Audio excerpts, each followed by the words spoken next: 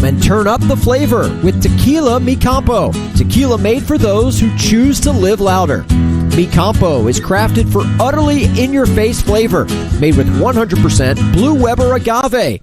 Aged in wine barrels for incredibly smooth taste. Ready for however you like to turn it up. Mi Campo. Live louder. Please enjoy responsibly. 2025 imported by Mi Campo Spirits. Canandaigua, New York. Tequila 40% alcohol by volume. Up to Cedric Alexander, races toward the pylon. Touchdown, Vandy! We'll return in 60 seconds after this local break on the Vanderbilt Sports Network from Learfield. Martin and Zerfoss believes that insurance is the foundation upon which businesses and families build their futures. For over 45 years, our locally owned agency has worked with companies and individuals to build coverage that helps lower their risks. For all personal, commercial, risk management, and group benefits, call Martin and Zerfoss at 615-297-8500 or visit mzinsurance.com. Insuring Vandy fans since 1978. When it's time to sell your home, you hope your agent knows the market, timing, pricing, interest rates, neighborhoods, staging open houses, understanding contracts, completing paperwork. Oh, and can actually help guide you on your big move. Don't hope, no. When you hire a Weichert agent, you can be sure you've got a partner who will guide you every step of the way, from listing to closing and everything in between. Weichert, dream, move, home. Each Weichert franchise office is independently owned and operated.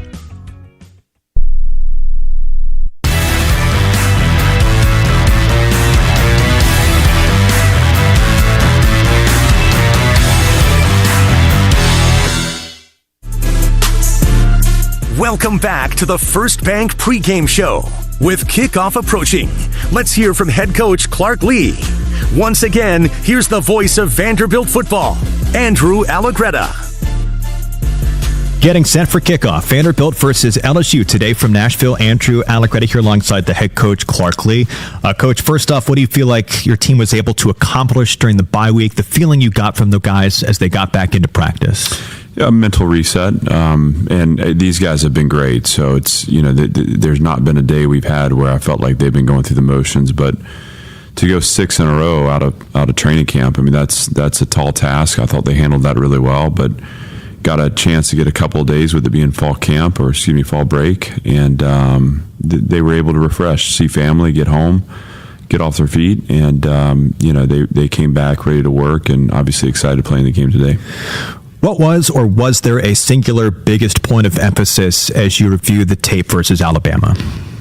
Well, just the missed opportunities. We turned the ball over twice in the red zone. That's not a formula to win in our league, and we had the chances. We just didn't make the plays we needed to make, and so it becomes a continued focus on us. You got to give credit to the opponent when they're able to make the plays, and I thought they made space hard to come by in the second half, but we had some drops as well. So things that we can control, that we can do better, and that was the focus in the bye week, and obviously that's going to be important today against LSU.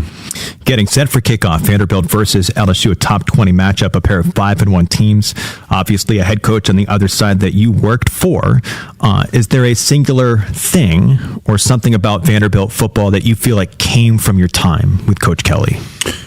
Well, a lot of the stuff we do operationally is what we did at Notre Dame. So there's a ton that I would link to him. He taught me a lot about using the GPS data to track player loads and practice intensity. And I mean, there's a lot of staff that came from Notre Dame here, so there's certainly a lot of DNA there that he would recognize, and I'm grateful for the time I had with him, and grateful for all that I learned there. And then obviously, as we've been here, this has evolved too.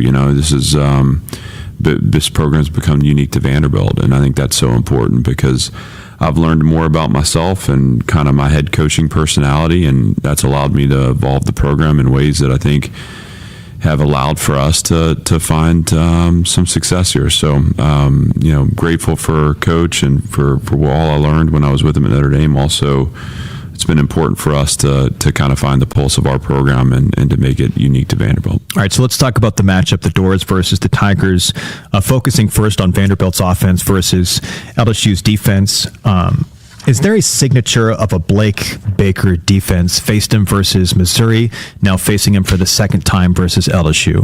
Well, it's disruptive. I mean, listen, they have long, physical defensive players that are rangy, and space gets erased really quickly, and so we're going to need to play to our identity offensively. We're going to need to have all the things show up for us today that have allowed us to be successful in the past. The ability to control the game through possession, use formation and motion to hopefully separate the first and second level in the run game, attack the space when it's there in the secondary, and hopefully make some people miss back there so that we can have explosive plays. I think we're designed for this, but we have to execute and we have to play well, and so that's the challenge for today. Blake Baker, of course, the defensive coordinator for LSU. Let's flip it over, not to make it just about the quarterback, but what have you seen from Garrett Nussmeier on tape so far this season? Had a very successful game against Vanderbilt a season ago. This year, 9 touchdowns, 5 interceptions coming off that victory versus South Carolina. Well, he's obviously played a ton of snaps and is a first-round quarterback, and so this guy knows how to get rid of the ball. He's not been sacked very much. He knows how to read coverage. Our shell is going to be important. Trying to force him into some post-snap decisions. And then, we got to play well on third down. This is a defense, our defense, that's been good about getting to third and long. It's getting off the field and trying to generate possession time for our offense. That'll be critical today. But Nussmeier makes it go for them. He's a really good player. Obviously, we saw him a year ago and was really impressed with his ability to not just manage the game, but to make explosive plays down the field with his arm. And he'll be a challenge for us today. Pardon if this is an obvious question. How different is the roster makeup this year for LSU than it was a season ago? Well, there's obviously some carryover, but they've also had to replace some pretty important parts too. So this is the portal era, and I think year in, year out, you're going to see some new faces, and sometimes that's for certain teams. That's why it takes a while maybe for them to gel. I think this LSU group's come together. They have identity. They know how they want to win the game, and that's apparent. They've done a nice job of finding talented people to fill the spaces they needed to fill and getting them on the same page and getting them aligned. So certainly some different guys, but good players and good systems and a good challenge for us. Coach, best of luck. Hey, thanks so much. We'll step aside, come back in just a couple of seconds. Kickoff, Vanderbilt versus LSU, a top 20 matchup from First Bank Stadium. Back after this on the Vanderbilt Sports Network from Learfield. Junior. Yep. Lady? Yeah, they have it. Gigantic. You know it. What about mega? Yep, they've got that one too. When it comes to Jumbo Bucks, winning is the name of the game. In fact, Tennessee lottery players win an average of $2.3 million a day on Jumbo Bucks games alone. So find your jumbo-sized fun today. The Tennessee Lottery. Game-changing fun. Please play responsibly. Jumbo? Oh yeah, they even have that one. A pepperoni pizza for the table. Thank you. And may I suggest trying it with our Pepsi Zero Sugar? It has just the right amount of sweetness to complement all that cheesy, saucy goodness, while the carbonation and notes of citrus enhance the flavor profile. Simply divine. Pepsi Zero Sugar? You've really outdone yourself this time. Pizza deserves Pepsi. At the 10, at the 5, touchdown, Vanderbilt! You're listening to Vanderbilt Football. We'll be back after this local timeout. Morning, Zoe. Got donuts. Jeff Bridges, why are you still living above our garage? Well, I dig the mattress, and I want to be in a T-Mobile commercial like you. Teach me, Saldana. Oh, no, I'm not really prepared. I couldn't possibly. At T-Mobile, get the new iPhone 17 Pro. On them, it's designed to be the most powerful iPhone yet and has the ultimate pro camera system. Wow, impressive. Let me try. T-Mobile is the best place to get iPhone 17 Pro because they've got the best network. Nice, Jeffrey. You heard them. T-Mobile is the best place to get the new iPhone 17 Pro on us with eligible trade-in in any condition. So, what are we having for lunch? Dude, my work here is done. 24 monthly bill credits on experience beyond for well-qualified customers plus tax and $35 device connection charge. Credits end and balance due if you pay off earlier. Cancel finance agreement iPhone 17 Pro 256 gigs, $1,099.99 and new line minimum $100 plus a month plan with auto pay plus taxes and fees required. Best mobile network in the U.S. based on analysis by Ookla Speed Test Intelligence data 1H2025. Visit T-Mobile.com.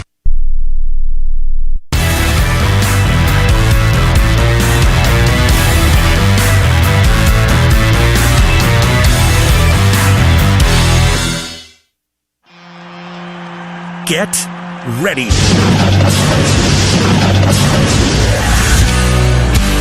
Sound the Admiral and anchor down.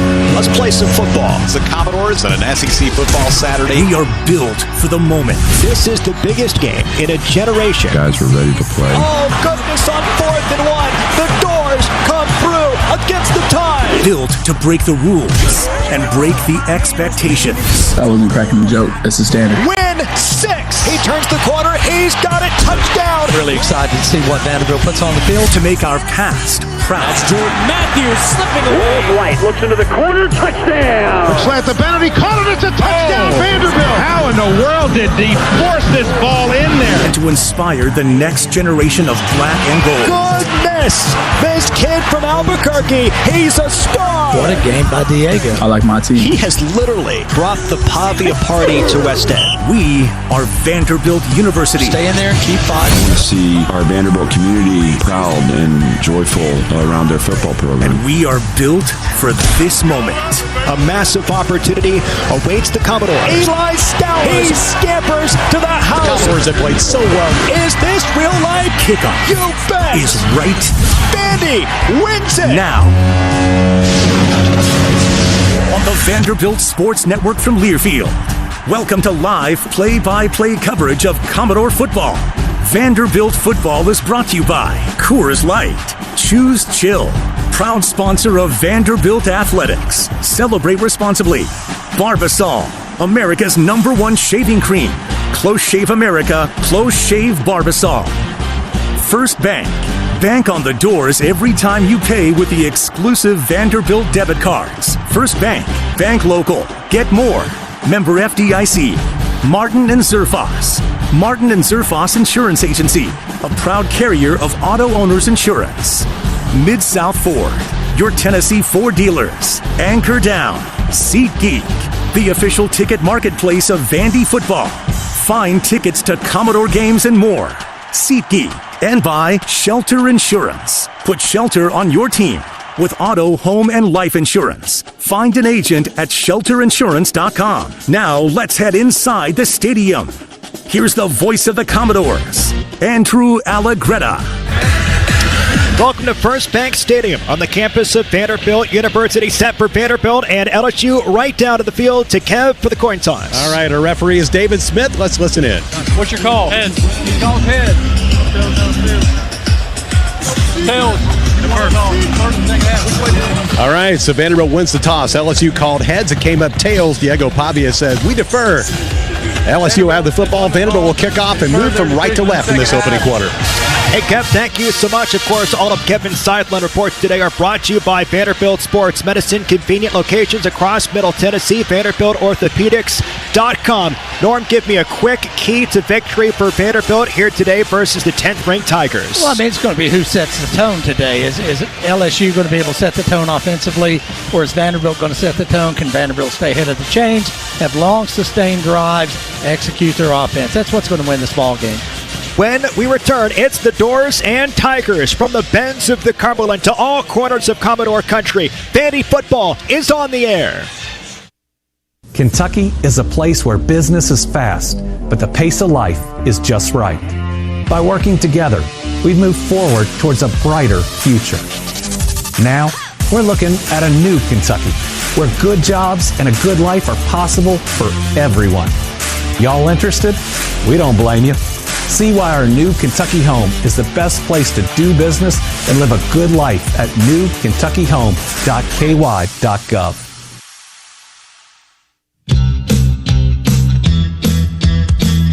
It's game day, Vandy fans, and you don't want to miss a single play. Uber Eats brings your favorite foods right to your door. Wings, pizza, burgers, whatever you're craving, it's just a tap away. Download the Uber Eats app and use code GOVANDY to get $15 off your first order. Uber Eats, proud sponsor of The Doors. Let's eat.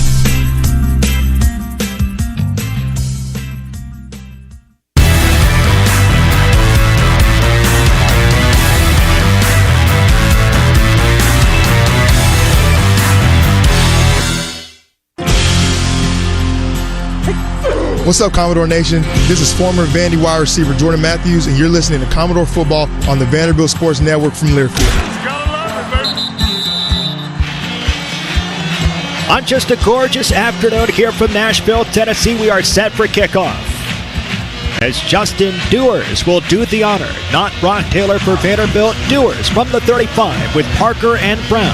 Back deep for LSU. Number 17, Vanderbilt at 5-1 versus 5-1 at number 10, LSU.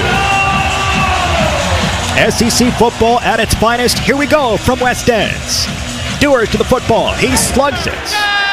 Down the field toward the near sideline it goes to the back of the end zone. So from the 25 for LSU's offense, Garrett Nussmeier. Our first look at him. What do you expect from the LSU quarterback, Norm? He's a seasoned player. He's going to make smart reads all game long. Watch for him to check down quite a bit, I think. Vanderbilt, I would expect to see them come out in a two-deep safety coverage, keep the game in front of them. So watch Nussmeier checking down, finding the short receivers. They got a couple of good receivers out of the backfield, too. All black uniforms for Vanderbilt with gold helmets. It's all white uniforms trimmed in purple and gold for LSU. Shotgun formation here for Nussmeier. Sends Green, the tight end in motion, back toward the left. On first down, there's the snap. It's a handoff up the middle. That goes to the running back. It's Longwell that makes the stop. Durham on the carry to start things off. A sophomore out of Oklahoma City, Oklahoma. No gain. Yeah, really good play by the defensive line right there. There's no penetration from LSU's offensive line. Defensive line won that one play right there. Well, so far this season for LSU's offense, averaging 26 points per game. That is 12th in the SEC. On second down and 10 from the 25. Shotgun formation for Nussmeier. It's 3 down linemen for Vanderbilt. Man's in motion, that's Durham. There's the snap to Nussmeier. He throws toward the left. It is caught, wrapped up, and tackled very quickly by Longwell at the 29-yard line. Catch is made by Brown, the Nashville kid out of Pearl Cone. Yeah, that play's a result of Vanderbilt having a good defense against the run last time. Made them check down short receiver, only a 3 or 4 yard gain. Third down and 6. Vanderbilt defensively getting off the fields at a 37% clip. That is 10th in the Southeastern Conference. There's the snap to Nussmeier. On third down and 6, he lobs toward the far sideline. It is, let's see. Is it going to be a catch? It is at the 40-yard line. Tiptoes his way inbounds. That's Kyle Parker. It's a pickup of 11. First down conversion for LSU. That ball floated a little bit for Nussmeier. Stayed up in the air a long time. I thought Fontenette was going to have time to get to it for a breakup, but good pass. On first down and 10 from the 40, quick throw, far sideline, caught at the 40, hit and tackled at the 42-yard line. Looks like Thomas makes the catch. Yeah, looks like LSU early on here is trying to use their passing game as a substitute for the running game. Get a short pass out there, see what you can do, and no yards after catch there. Check myself, that was Barryon Brown that made the catch. His second catch of this first drive. We're scoreless, 2 minutes gone by. Tigers with the football, driving toward the rights at the minus 42-yard line. Shotgun snap, Vanderbilt sends a blitz. Nussmeier steps up, he throws, it is caught just past the 50-yard line. Tackle is made by Colby Taylor. Wrestling with the football that time, Barryon Brown, and these two are going to go back and forth at the 50. They've got to be separated. Yeah, Colby was in great shape right there. He had good coverage. He just has to see the ball coming and either make a break on it for an interception or to knock it down. All right, so second first down of the drive here for LSU. And so far, just one running play here for Garrett Nussmeier. A perfect 4 for 4 so far. On first down and 10 from the plus 46-yard line. Nussmeier's in the shotgun. Sends Brown in motion near sideline toward the right. There's a snap. Quick throw. It goes to Brown. At the 45, he trips. He slips and falls at the 40. It's a pickup of 6 yards. Tackle is made by Martel Height. So far, the Nashville kid in focus, Barryon Brown for LSU. Yeah, what Vanderbilt's got to do right there is they got to react up faster to it. Nussmeier did a great job getting rid of the ball in a hurry, but those yards after catch, LSU will take a first down play of 6 yards all day long. Every single time, 24 yards so far for Barryon Brown, a transfer from Kentucky, played his high school football at Procon. Second down and 4, driving toward the right. It's Brown in motion, back toward the left. There's the snap. It's a handoff up the middle for Durant. He's pursued, hit undercuts at the 37-yard line. It is close to a first down. Third down and short. C.J. Hurd makes the tackle. Yeah, and that's the value of LSU, getting that little short pass, setting themselves up in 2nd and 4 instead of the longer distance. They can afford to run right there. The question is, they feel like they can run right here. Running back is Harlem Berry, a freshman from New Orleans. On third down and 1 at the 37, needs the 36. Opening drive. There's the snap. It's a handoff for Berry. Runs toward the left, has the first down, hit and dropped inside the 30. Finds a crease, picks up the first down, so 2 for 2 on third down conversions. Miles Capers makes the tackle. Yeah, if you're Vanderbilt, you should have known that's a run right there. When you bring a freshman running back in, you're probably not bringing him in for pass blocking.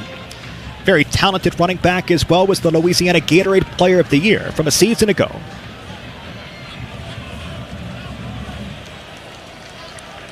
First down and 10 for LSU, scoreless game. Opening drive for the Tigers, driving rights. In the shotgun for Nussmeier. Berry's to his left. Green's in motion near sideline toward the right. Matched up with Jordan Matthews. There's the snap, a drop back for Nussmeier. Has a pocket, climbs the pocket, hit, drops, and Vanderbilt gets the sack. Coot makes the sack for Vanderbilt, and it drops him back a couple of yards. Yeah, that's what I was talking about in the pregame about Nussmeier not feeling comfortable in the pocket. He was really jumpy right there and was ready to go down by the time a Vanderbilt guy got to him. Kind of gave himself up, didn't he? Yeah, he really did. Of course, that's not his game. His game's to throw the football. Yes. So second down and 13 here for the Tigers. Running back is Johnson now. A 2-by-2 set, 4 wide receivers. On second down and long. The drop back, quick throw, far sideline. It's bobbled. It is dropped by Thomas at the 25-yard line. Martel Height thought maybe he could have had the interception on the deflection. But that is the first incompletion of the drive for Nussmeier. Third down and 13. Yeah, that's a tough play right there for Thomas. I mean, basically, he just took his eyes off the football because he saw the ball coming. He's trying to see, this guy playing me, can I make a move on him? You look away from the football, you're going to drop the football. Big play defensively for Vanderbilt. 5 minutes, 20 seconds gone by first quarter. Ball's at the 31. Third down and 13, and Nussmeier takes a timeout.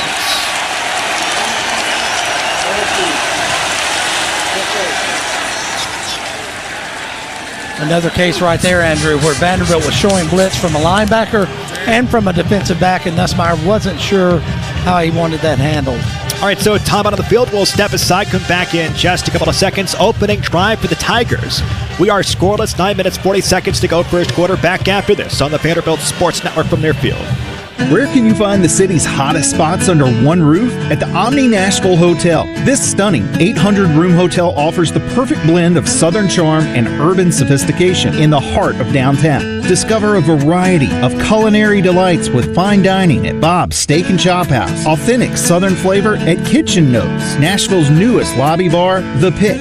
Barline's Honky Tonk, and of course, Music City's favorite cup of joe, Bongo Java. Get ready, bandy fans. This is like nothing you've ever experienced before. Martin and Zerfoss believes that insurance is the foundation upon which businesses and families build their futures. For over 45 years, our locally owned agency has worked with companies and individuals to build coverage that helps lower their risks. For all personal, commercial, risk management, and group benefits, call Martin and Zerfoss at 615-297-8500 or visit mzinsurance.com. Insuring Vandy fans since 1978.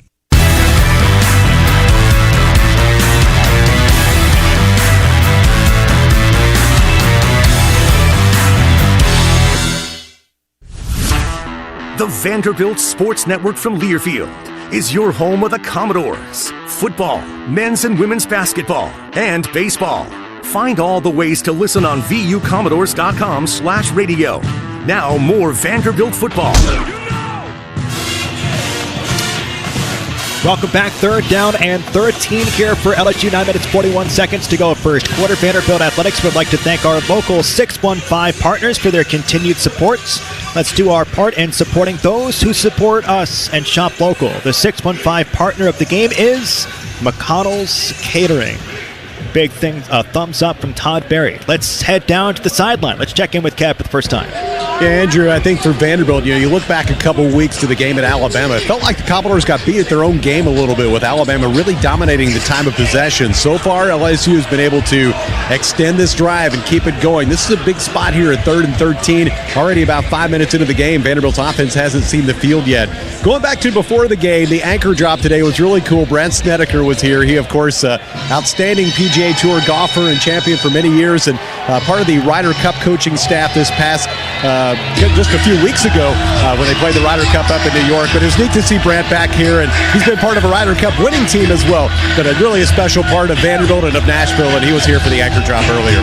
No doubt, Kev. Thank you so much. 3rd down and 13. What do you expect from Joe Sloan, the offensive coordinator for the Tigers? Well, I think he's going to react to what Vanderbilt does. I expect Vanderbilt to show a blitz like they did last time from a linebacker and possibly a defensive back, but look for LSU to try to complete something maybe a little short of the first down and let them run.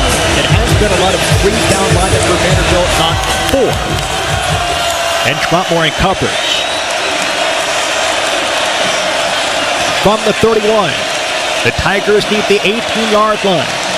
There's a crowd at the line of scrimmage. They're going to come after him. Quick throw near sideline. It is incomplete. Intended target is green. It's broken up by Vanderbilt at the 25-yard line. Jordan Matthews knocked it loose, and it's 4th down and 13 from the 31. Yeah, good play that time by Matthews, but keep an eye on Green. He's gotten better and better as the season's gone on.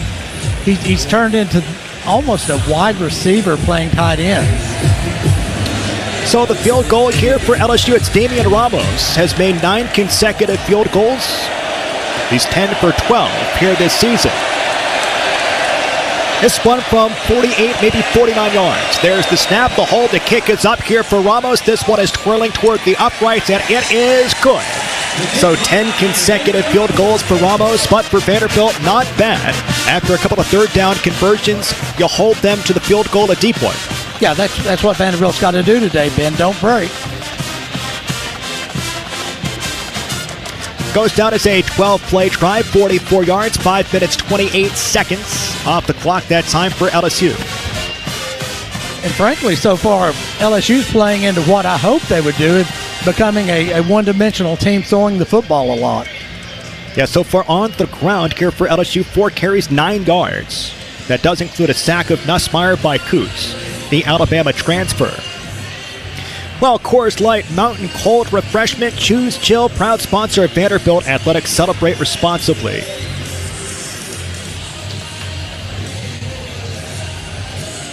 Kickoff by Burrell, a sophomore from Bossier City, Louisiana, outside of Shreveport.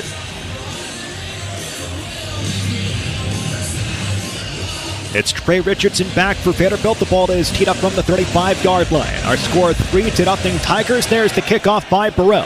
That is popped for Richardson at the goal line. He will return at the 10, 15, at the 20. He finds a crease. He's got speed at the 35, at the 40. He's tracked down and tackled at the 44-yard line. One of the best returns of the season by Trey Richardson. The tackle is made by the kicker, Burrell. 46 yards for Richardson. Really nice return right there. I thought right there at about the 35, he'd broken to his left, that he was going to be okay and he's going to go all the way. Nobody's going to catch him. If he gets out and gets top speed going, nobody's going to catch him. Does officially go down as a 43-yard return here for Richardson. Our first look at Diego Pavia here today. Running back is Cedric Alexander. Tigers 3, Vanderbilt nothing. 9:22 on this first quarter clock.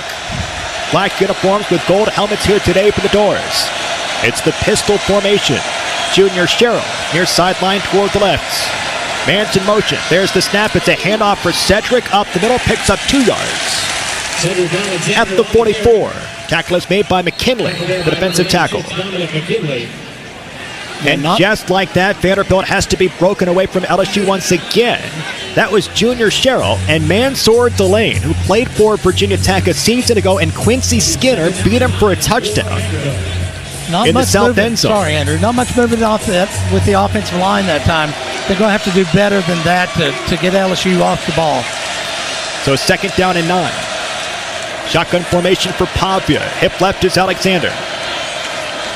Man's in motion. It's a play action. Pavia's got pressure. Throws short toward the right. Caught by Stowers at the 45. Breaks a tackle at the 50 and slips out of bounds.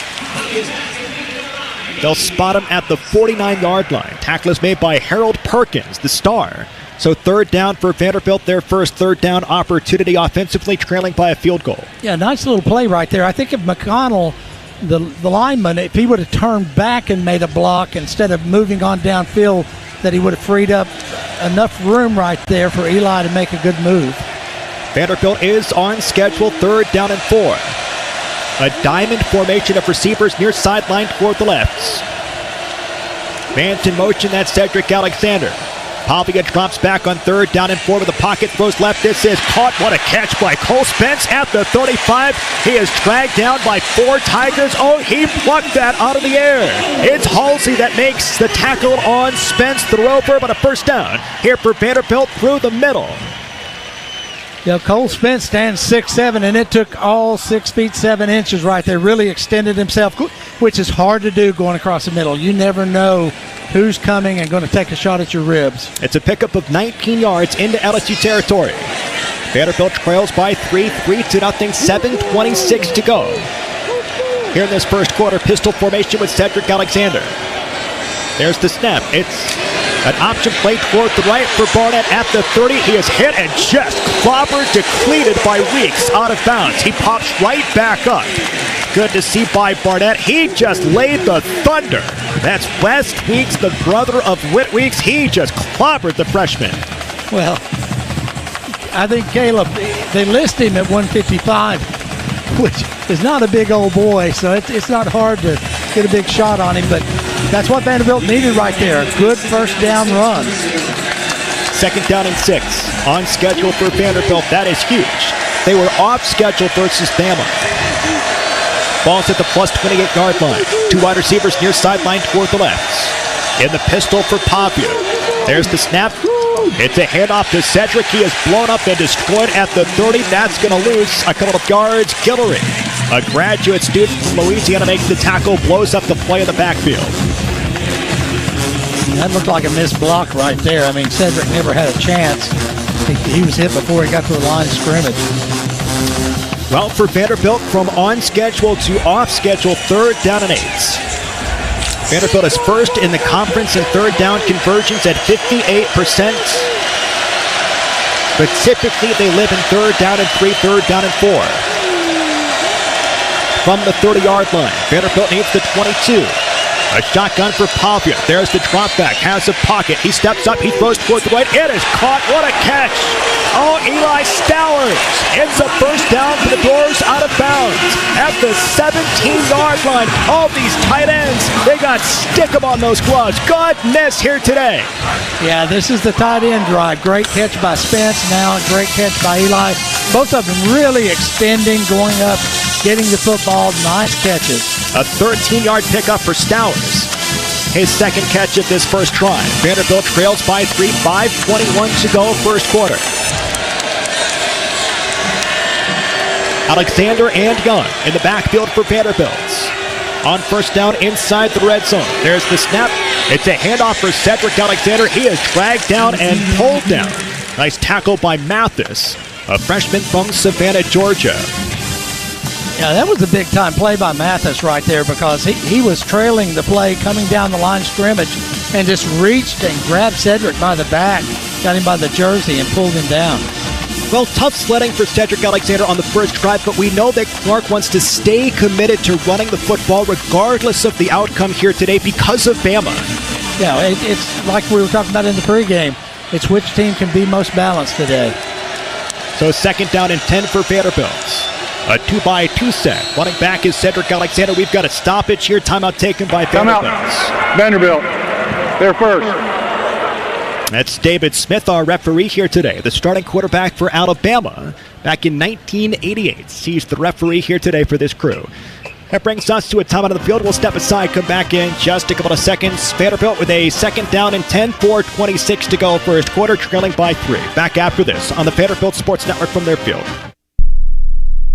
The Donut Den is proud to serve fresh-baked items in and around Nashville. Start your day with sunshine by visiting their location on Hillsborough Pike and enjoy some of their delicious items like donuts, pastries, muffins, croissant donuts, fritters, fresh brewed coffee, and more. All items are baked fresh daily on site. To start your day off with sunshine, make sure to visit the Donut Den at 3900 Hillsborough Pike or call 385-1021. That's 385-1021. The Donut Den, proud to serve Nashville. Miss, your burger is served. Thank you. And if I may suggest a pairing, this is our finest Pepsi Zero Sugar. The sweetness of Pepsi perfectly balances the savory notes of your burger, while the citrus and carbonation elevates the taste for a truly stunning flavor profile. Bon appetit. Now that is one perfect combination. If this is how the other half lives, I could get used to this. Burgers deserve Pepsi.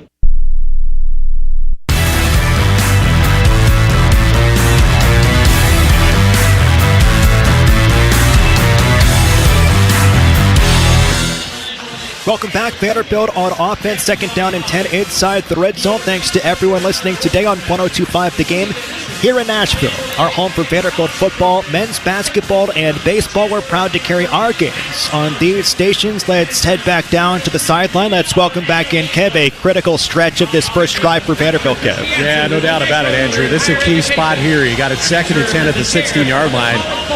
A 3 would be okay, but you really want to punch it in and get a touchdown. This LSU defense has been so good, as we've talked about throughout the week. They've given up less than 12 points per game over their first 6 games, and Ole Miss is the only one that scored over 10. They put 24 on them a few weeks ago. But if you can score an early touchdown here, it gives your offense some confidence, and we'll see what Vanderbilt has in store here. Late in this first quarter, we've seen sustained drives by both teams so far after LSU had the ball for over 5 minutes to start the day. Yeah, I mean, really for Vanderbilt, the big thing is staying ahead of the chains, but can you walk away with 7 instead of 3? And that I think will be the difference in this ball game. Who can put the ball in the end zone, who's getting field goals out of it. Vanderbilt has been pretty good so far this season. Not elite, though. 26 red zone touchdowns in 32 attempts. That's a 91% scoring clip for Vanderbilt in the red zone. At the moment, that is 10th in the Southeastern Conference. They were beyond elite a season ago, so that's something that Tim Back is thinking about. So second down and 10 here for Vanderbilt, driving toward the left, toward the north end zone. Just a jam-packed stadium.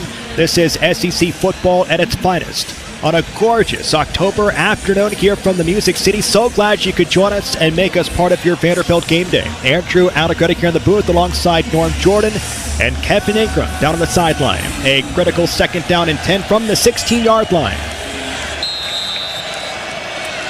You've got Sherrill near sideline toward the left. Slot left is Hoskins. Slot right is Eli Stowers. Shotgun here for Vanderbilt, and we've got ourselves a flag. I think this should go on LSU for baiting the right tackle. Let's see. Oh, goodness, no. Boy, it was LSU that moved first. Yeah, as much as I hate to say this, I think that's the right call right there. If you don't react to his movement, he reacted way late to the movement. Yes. And Clark wants the explanation.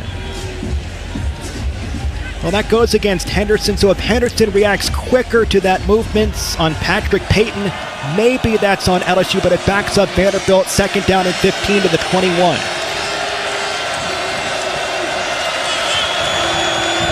You've got 3 wide receivers near sideline toward the right. Pavia steps up. He's going to run it. He's got space at the 15, at the 10, at the 5. He squeezes through. He dives for the end zone, and it's going to be a touchdown. Vanderbilt. Oh, Diego Pavia. He is slick. He gets to the house. The doors on the board for the first time here against the Tigers. It's Diego from 21. He is such a treat to watch because you can see, it's like every LSU player on the defense was closing in on. Under further review. They're going to look at this, and I think they're right to look at it. But anyway, every player from LSU was closing in on him. He looks like he's going to go down, but he goes, you know what, I can get in. I don't think he got in. I think he's going to be about a yard short. I think so, too, unfortunately. They have stopped this one to take a second look with David Smith, our referee. They gave him the touchdown. Incredible effort. I do think his knee is down. And the football's at the 1. Just so close for Diego Pavia, where other quarterbacks are going to slide at the 10-yard line. Diego at least gets you 9 more and almost got you 6.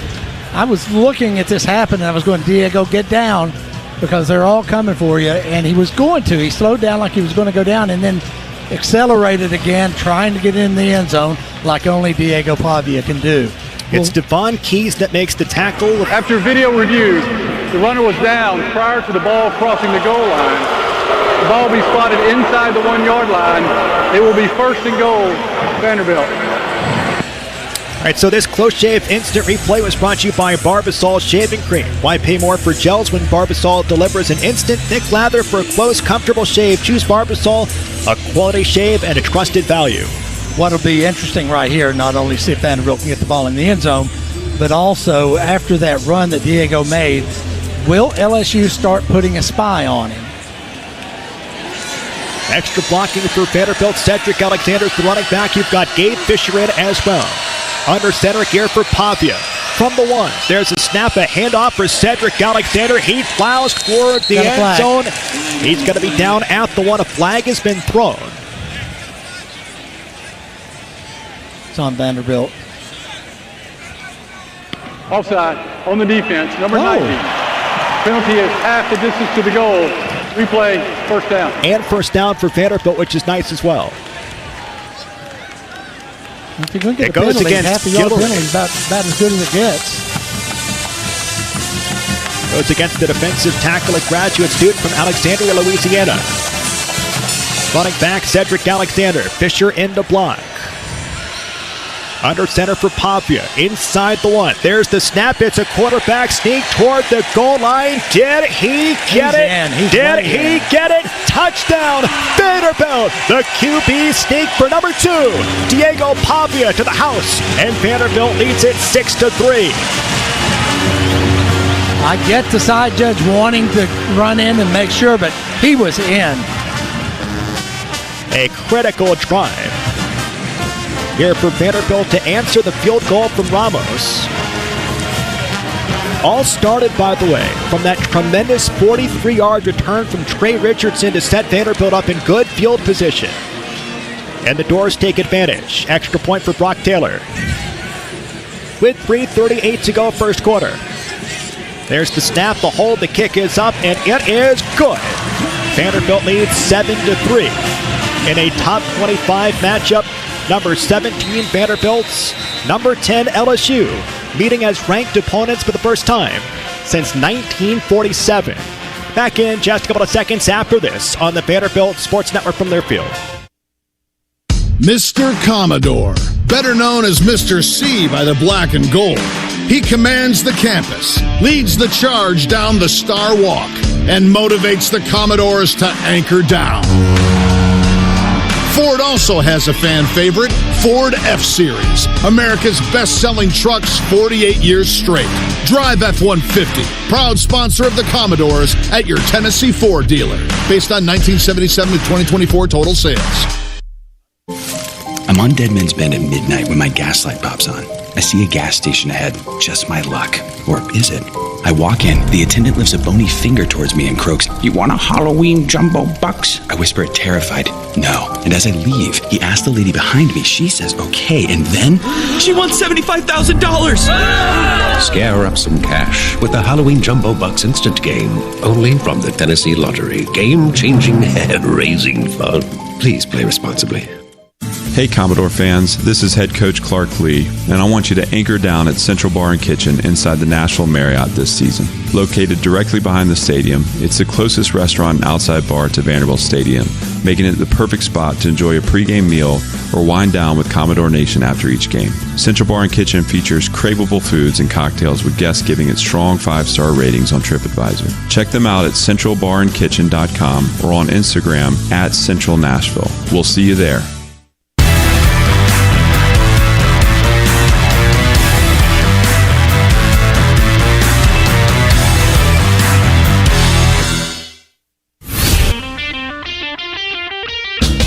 Have a question for the radio booth? Drop us a note on vucommodores.com/radio. Now, Commodores football continues on the Vanderbilt Sports Network from Learfield. Well, Vanderbilt takes the 7-3 advantage with 3:38 to go here in the first quarter. 9 plays, 57 yards, 5 minutes, 44 seconds off the clock. Diego Pavia gets the rushing touchdown, his third of the season. Let's once again check in with Kev down on the sideline. Andrew, maybe a couple of things that might go overlooked on that drive. You mentioned it, though, that the big kickoff return by Trey Richardson to give Vanderbilt great field position to start with. Excellent catches by the tight ends.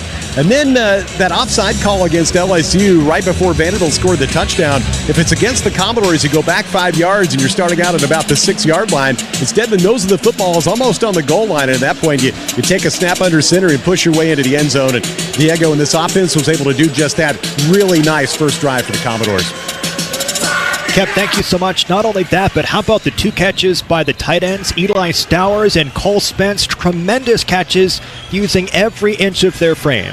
Yeah, that drive for me will be the tight end drive. I mean, that 2 really good catches right there. Other players contributing, but those catches kept the drive alive. And just it's really good to see Vanderbilt put it in the end zone. As we talked earlier, can you walk away with 7 rather than 3? And for those that love special teams, we do have a kickoff change for Vanderbilt here today. Not Brock Taylor. It's Justin Dewars, the freshman from Plano, Texas. He has kicked off before, but it appears they've given him full-time kickoff duties for the Doors. At least for today. From the 35 for Dewars.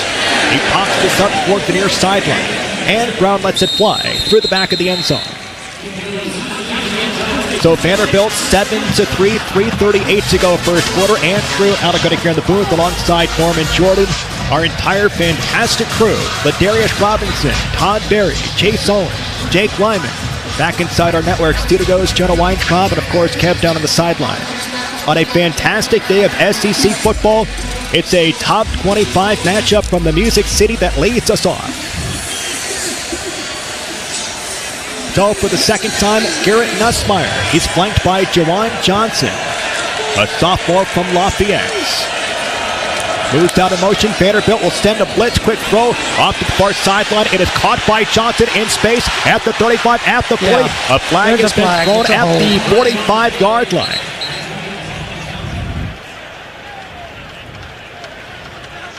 The catch was made by Sharp. A hold right back where the catch was made. Pretty clear hold to me at least. Holding number 10 on the offense. 10-yard penalty from the spot of the foul. Replay, first down. Excuse me, the flag is on Sharp. The catch was made by Johnson, the running back. Yeah, C.J. Hurd just grabbed and taken to the ground. Oh, goodness. 2 held. Looks like Martell hiked for about 10 yards down the field, did Sharp.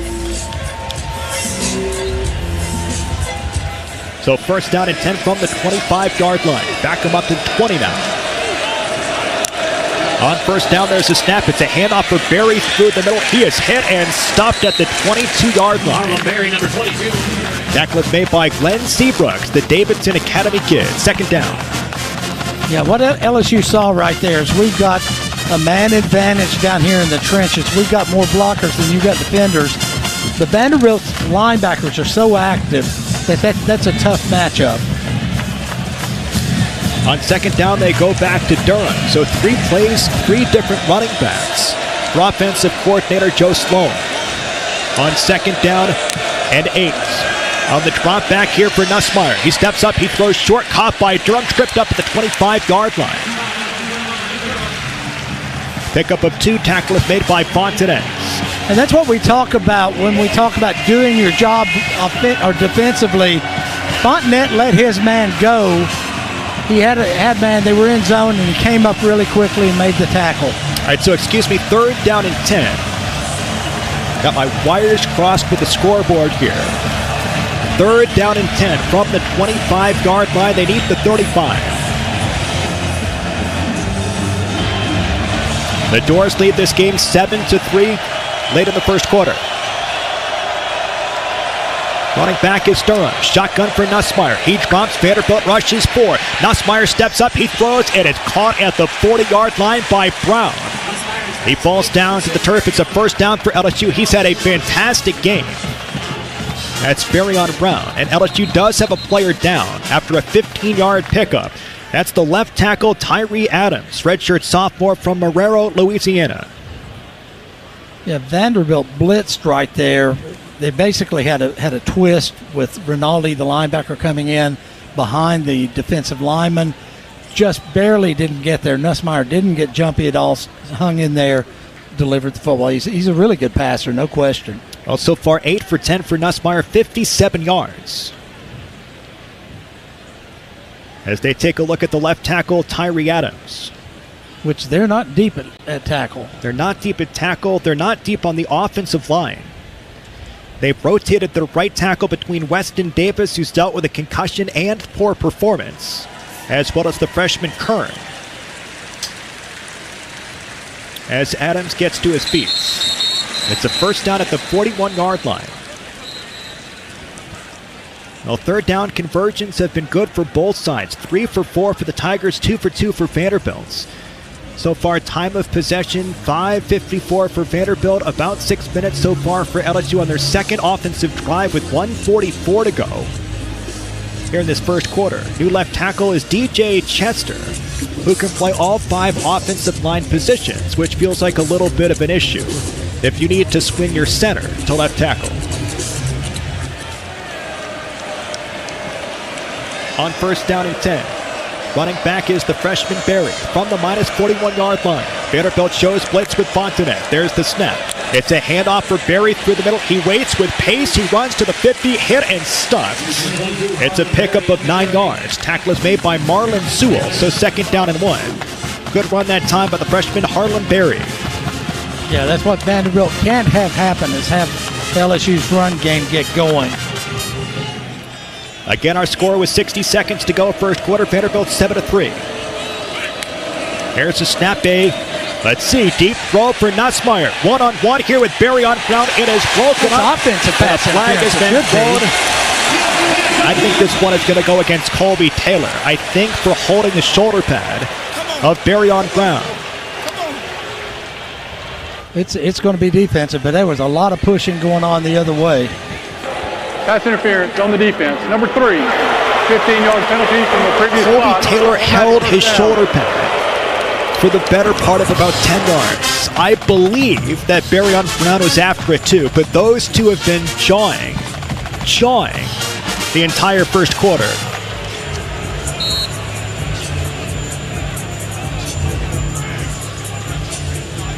Can't imagine Colby's jawing with anybody. Little bit of a bugaboo for Colby Taylor from a season ago. On first down and 10 from the 35-yard line. In plus territory. There's the snap. A handoff up the middle for Berry. He'll pick up a yard. So 2nd down and 9. Tackle is made by Jalen Stone, the defensive tackle for Vanderbilt. Yeah, really nowhere for LSU to go right there. Just a good job by the defensive lineman. And Vanderbilt's doing a great job so far of getting new, fresh defensive linemen in almost every other play. 23 seconds to go. First quarter, Vanderbilt 7-3 thanks to a 1-yard touchdown run by Diego Pavia. A shotgun formation here for Nussmeier. Sends Green in motion near sideline toward the right on second down. The snap, a handoff for Barry. Slices middle. He finds space. It's a first down pickup inside the 25-yard line down to the 24. Tackle is made by Patterson. First down pickup. And that brings us to the end of the first quarter. So we'll step aside. A drive progressing for the Tigers in a top 25 matchup here from First Bank Stadium. Back in just a couple of seconds after this on the Vanderbilt Sports Network from Learfield. Aw, shucks. The game's on TV, but I can't listen to the call of my favorite team broadcasters. Never fear, Sync My Game is here. Sync My Game? Yes, Sync My Game. If you have a DVR and streaming device, head to syncmygame.com from Learfield. It's never been easier to hear the impassioned voices of your favorite radio crew synced with the TV. Wow, thank you, Mr. Just remember, syncmygame.com. Which schools will take home the prestigious Learfield Directors Cup for the top college athletic programs for the 2025-26 college athletic season? Check out the criteria and follow the year-long standings of your favorite team at L Directors Cup on the X platform or online at thedirectorscup.com. Trophies will be awarded in June 2026 to the winning institutions in all college sports divisions. The Learfield Directors Cup, powered by NACDA, the crowning achievement in college athletics.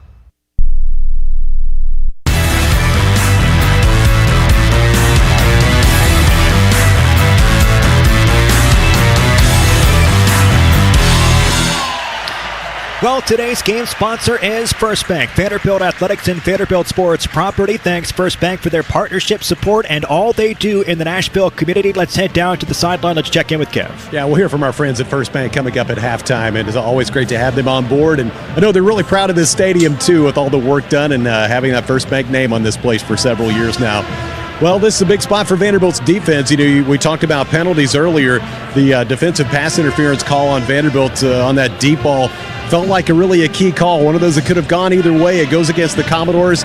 It's to LSU's benefits, and now this defense has to bow up, maybe hold them to 3 again after they did that the first time around. But starting the second quarter, we settle in here. Both teams sustain drives to start the day. We talked about which team could really play its style the best, and as Norman talked about, have the best balance. That's been key so far. Yeah, Kemp, thank you so much. 2 penalties on each side so far. 2 for 20 for Vanderbilt, 2 for 11 for LSU. And one thing that offensive coordinator Joe Sloan has started to do, they've got the running game going a little bit with Barry so far. 32 yards for the freshman on the ground, which is atypical for LSU. Yeah, I mean, that's the worrisome thing if you're Vanderbilt is if you start seeing LSU. We know Nussmeier can throw the football. We know they've got very talented receivers. But if they can make Vanderbilt play honestly against the run, it's going to be a much tougher game for Vanderbilt. Well, just a gorgeous afternoon here today. Temperatures in the 80s from First Bank Stadium. Andrew Allegretti here in the booth alongside our fantastic crew. As we get set to start the second quarter, Vanderbilt has been ranked inside the top 25 for 5 consecutive weeks now, which is a program record, which topped the 2008 season with 4 consecutive weeks ranked inside the top 25.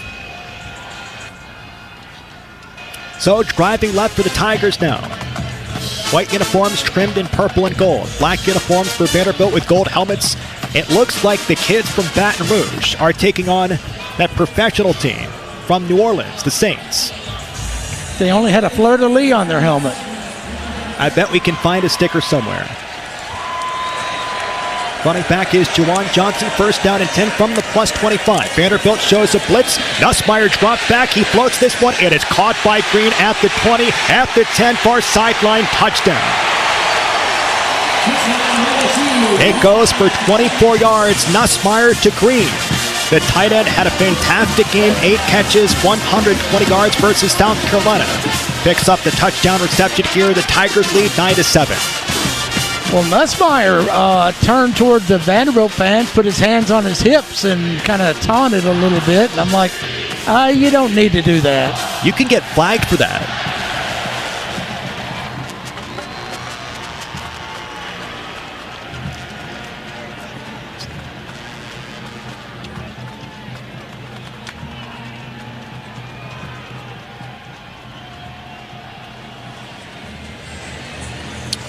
Extra point for Ramos.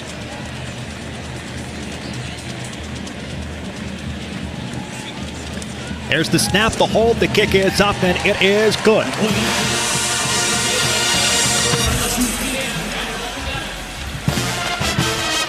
Eight plays, 75 yards, 3 minutes, 48 seconds off the clock. On the first play of the second quarter, the Tigers take a 10-7 advantage. Well-designed play right there. They drug Green underneath after everybody cleared out. They ran a post route deep, took the corner out. And once Green beat his man, it was just free, easy to the goal line.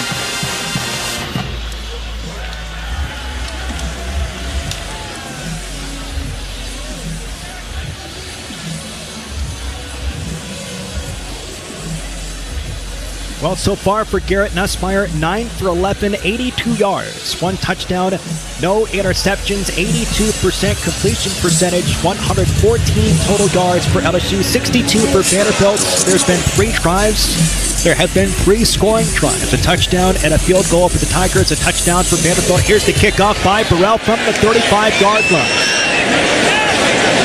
And a touchback as Richardson lets it go.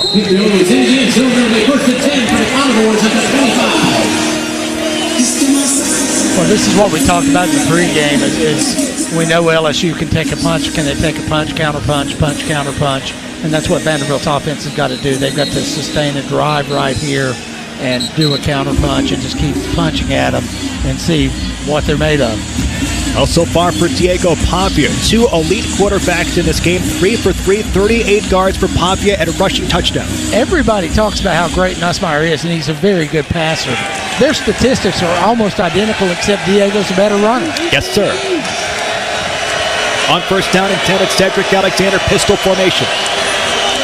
Fantastic defense for the Tigers. 12 points per game allowed. Here's the snap. It's a handoff for Alexander. He's got space at the 30. He cuts, and he's tripped up at the 35-yard line. It's a 12-yard pickup. A.J. Halsey makes the stop out to the 37-yard line for Seti. Yeah, just a good blocking scheme right there for Vanderbilt. Cedric looked like he was going to go off the guard right there, broke it outside, got good blocks, picks up the first down. Good start for Vanderbilt. First down and 10 from the 37-yard line. And the pistol for Pavia. 2 wide receivers far sideline toward the left. It's 4 down linemen for LSU. Kristen Brown's in motion back toward the right. On first down from the minus 37. There's the snap. It's a play action. Pavia's got the pocket. He waits. He rolls near sideline. There's nothing there. He throws out of bounds. Near sideline at the 45-yard line. Incomplete pass. 2nd down and 10. Yeah, and right there, LSU did exactly what we thought they would do. Is they've got a spy on him right there. Had Keys, the linebacker, watching Diego the whole way. Diego broke out to his right. He was going to lose a couple of yards and had the wherewithal just to throw the ball into the sideline and make sure you take no loss. Brings us to 2nd down and 10. Running back is M.K. Young. There's a snap. It's a handoff for Young through the middle. Breaks a couple of tackles and dropped at the 41. It's a pickup of 4, so 3rd down and 6. The tackle is made by West Weeks. Once again, his brother, Whit Weeks, is out here today with a deep bone bruise. Yeah, Young has been effective for Vanderbilt this year. And I have to believe Cedric's steadiness at running back, but also maybe his inability to do the pass blocking for somebody that's not used to the system is what's kept him out some. He does have a pair of 60-plus yard rushes, does M.K. Young. On 3rd down and 6 from the 41. Vanderbilt needs the 47. Man's in motion back toward the left. Pavia drops back. There's pressure. He rolls toward the left. He looks down the field at the 40. He breaks away from the defenders. He's going to get a first down here for Vanderbilt. Diego Pavia moves the chains as he scampers out of bounds close to the 50-yard line. LSU brought a blitz from Pavia's left. He felt it instantly, rolled out, gets outside, and really it's hard to gauge his speed. He doesn't look like he's moving fast. He's moving fast. He's healthy right now and really moving. Boy, Cooley, the free safety was torn between going after Pavia or guarding Stowers, and that opens up the space for Pavia. A pair of running backs. You've got Cedric Alexander, M.K. Young. On first down from the -47. There's a snap. It's a handoff for Seti through the middle. He wrestles for a yard. At the 50-yard line, he's dropped. Tackle was made by McKinley. Sorry, Andrew. It looks ineffective, but it really works. Even if you're only getting a couple of yards on first down, show them we're committed to the run. That makes them play a different setting on defense. Again, that was part of the problem for Vanderbilt versus Alabama. On second down and 7. At the 50-yard line, Vanderbilt trails 10-7. Running back is Lassiter. 3 wide receivers near sideline toward the right. 3 minutes gone, second quarter. Papia's in the shotgun. He takes the snap. It's a quick throw to Stowers to the right. Caught at the 40-yard line. Wrestled and tackled at the 37. Moved the sticks for Eli Stowers. A.J. Halsey on the tackle. It's a pickup of 13 yards and the third catch here for Stowers today. He is such a weapon. He's so dangerous. That's why the NFL scouts love him.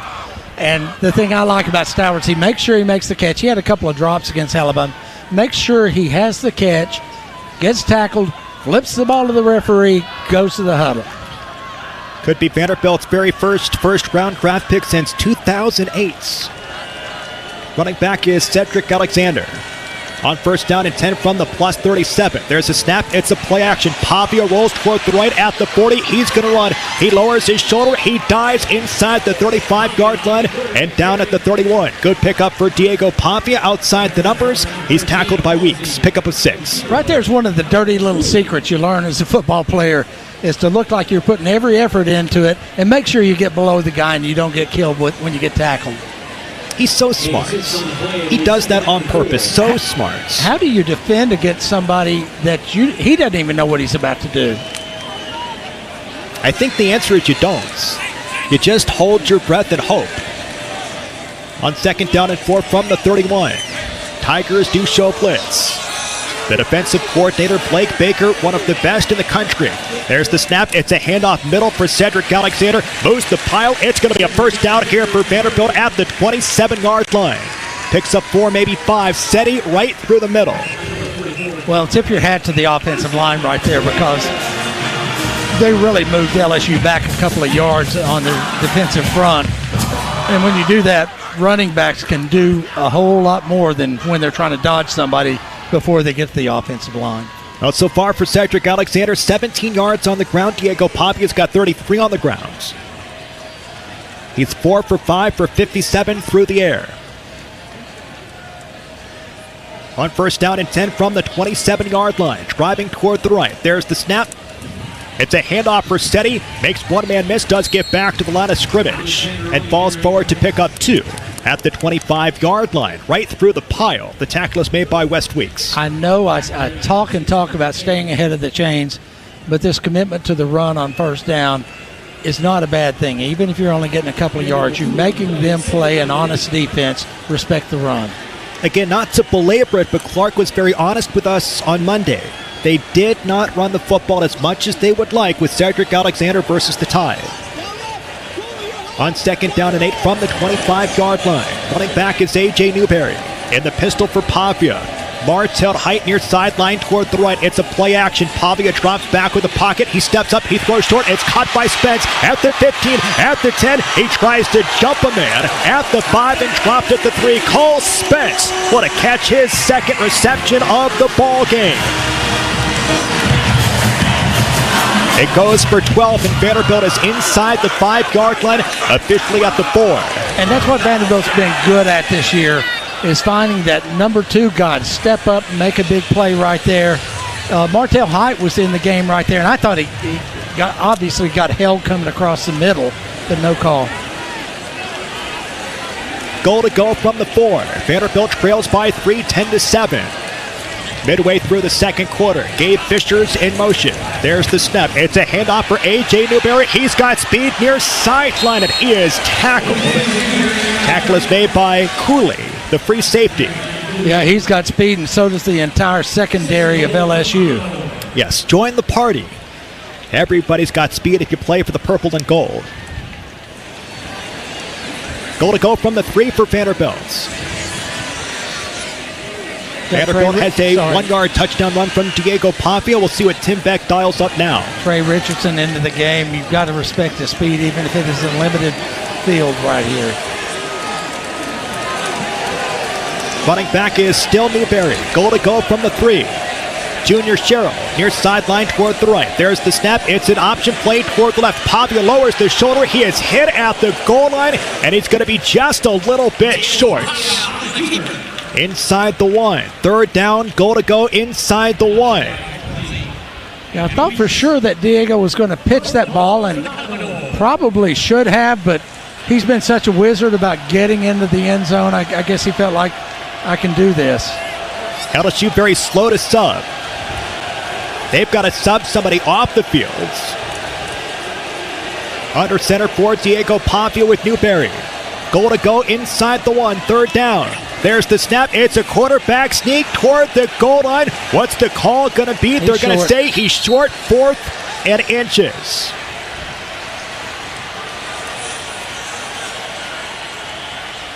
What will Clark Lee do? I see Gabe Fisher coming into the game. That's exactly the person I would have been looking for. They're going to go for it inside the 1-yard line.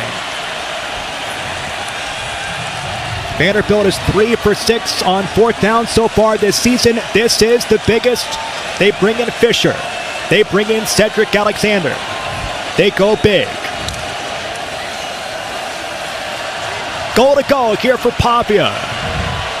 Under center, driving toward the right, trailing by 3. There's the snap. It's a handoff for Seti. He lunges for the goal line. He's got it. Touchdown. Vanderbilt. Cedric Alexander on 4th and goal to go. The Doors lead it midway through the 2nd quarter against the Tigers. Well, take your hat off once again to the offensive line. They got the surge right there. LSU, their defensive lineman coming in low. Cedric comes in high, gets across the goal line. Barely, but he gets across. It's not 4th and 1 against the Tide. But I really love the way that Clark has trusted his players in massive moments on 4th down. Yeah, I mean, that's the way you got to be. You got to trust your players. I didn't think there was any question that he was going to go for that, but it could have been a big turning point. How about for Cedric Alexander? His 16th career rushing touchdown that passes Blasingame inside the top 10 all-time for Vanderbilt.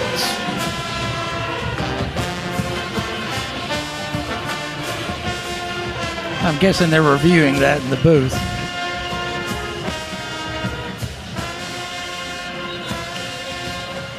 Previous play is under video review. Ruling on the field was a touchdown. Oh, I think so. He's on top of bodies as he extends his handouts, provided that this stands. In fact, 16 career rushing touchdowns will tie him with Rodney Williams for 8th most in Vanderbilt history. Yeah, he's in. I think so for sure. They tried to push him back, and then he again falls forward.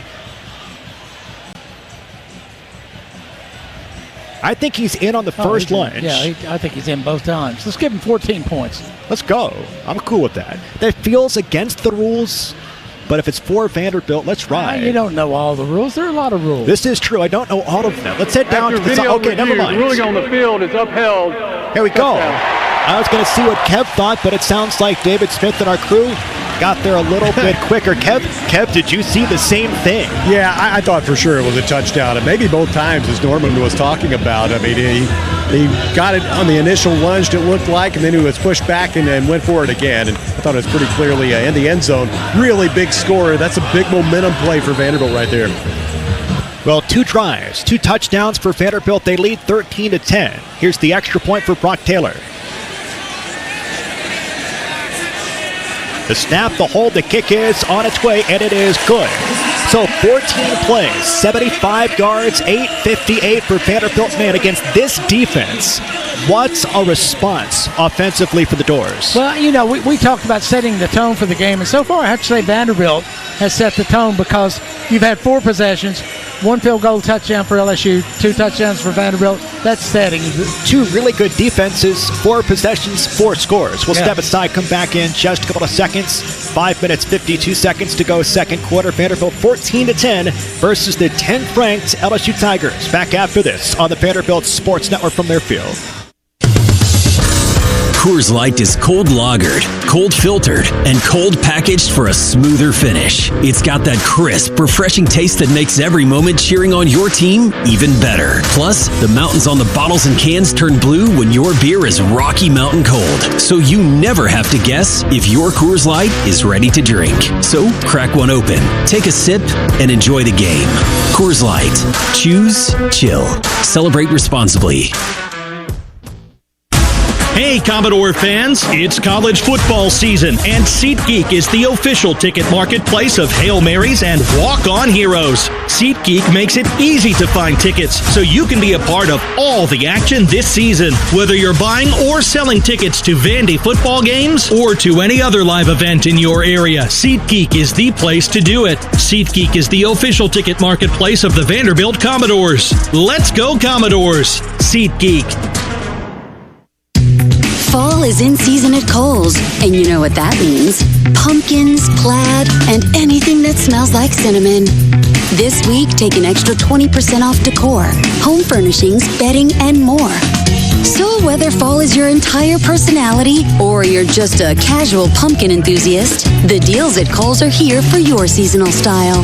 Select styles, some exclusions apply. 20% offer ends October 19th. See store or Kohls.com for details.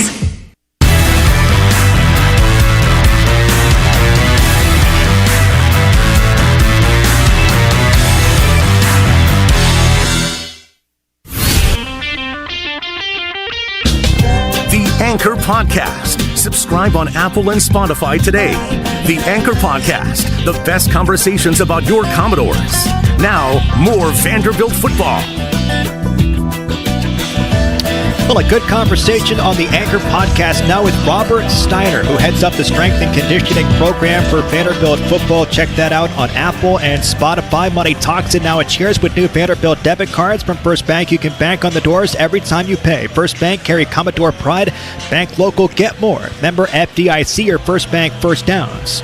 Vanderbilt here today has 9 of them. The Tigers have 7 of them. Vanderbilt leads 14-10 after the 1-yard rushing touchdown by Cedric Alexander, the 16th of his career. Yeah, what Vanderbilt needs to do defensively right here is come out and get the ball back. There's 5 minutes, 52 seconds left. That's a typical drive for either of these teams, and Vanderbilt's probably not going to get the ball back again in this half. Here's the kickoff from the 35-yard line. This one is going. It checks at the 1 and skips out of bounds. Oh, goodness, by Justin Dewars. Free kick out of bounds. That's going to frustrate Jeff Leapak, the special teams coordinator. They give Dewars the kickoff responsibilities from Brock Taylor, and you get one of those. Goodness. So, time out of the field. We'll step aside, come back in just a couple of seconds. From the 35 for LSU offensively, the Doors 14-10 in a top 25 matchup between the Tigers and Doors for the first time since 1947. Back after this on the Vanderbilt Sports Network from their field. Hey, Commodore fans, the Holiday Inn West End Vanderbilt is your headquarters for week-long entertainment. Stop by the Commodore Grill and enjoy live music from some of Nashville's best songwriters from 6 to 10 p.m., 7 nights a week. Grab a cup of Bongo Java from our coffee bar Brew to start your morning. Brew is in the main lobby. The Holiday Inn West End Vanderbilt, just walking distance from the stadium. The game starts here. Never settle, unless it's into the electrifying BMW i4. Blend the lines of cutting-edge and classic with groundbreaking technology at your fingertips. Experience M-engineered precision while you twist around every turn. After all, electric doesn't have to be static. If you thought EVs couldn't live up to your expectations, then you've never experienced the ultimate electric driving machine. The 100% electric 2025 BMW i4. Take advantage of exceptional offers today.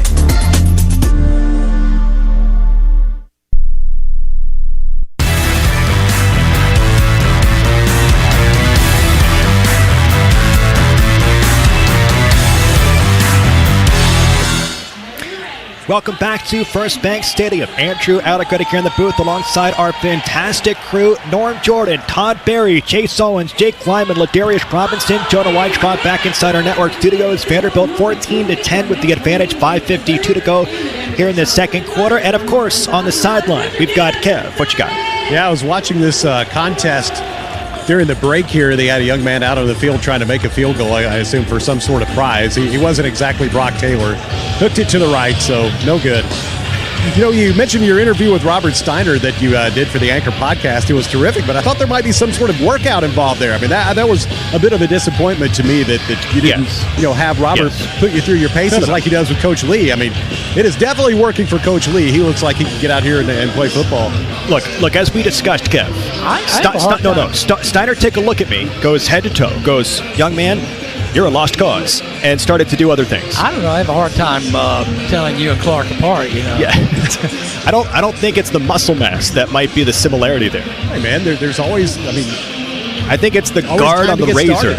Yeah, I think it's the guard on the razor that might make us parallels. All right.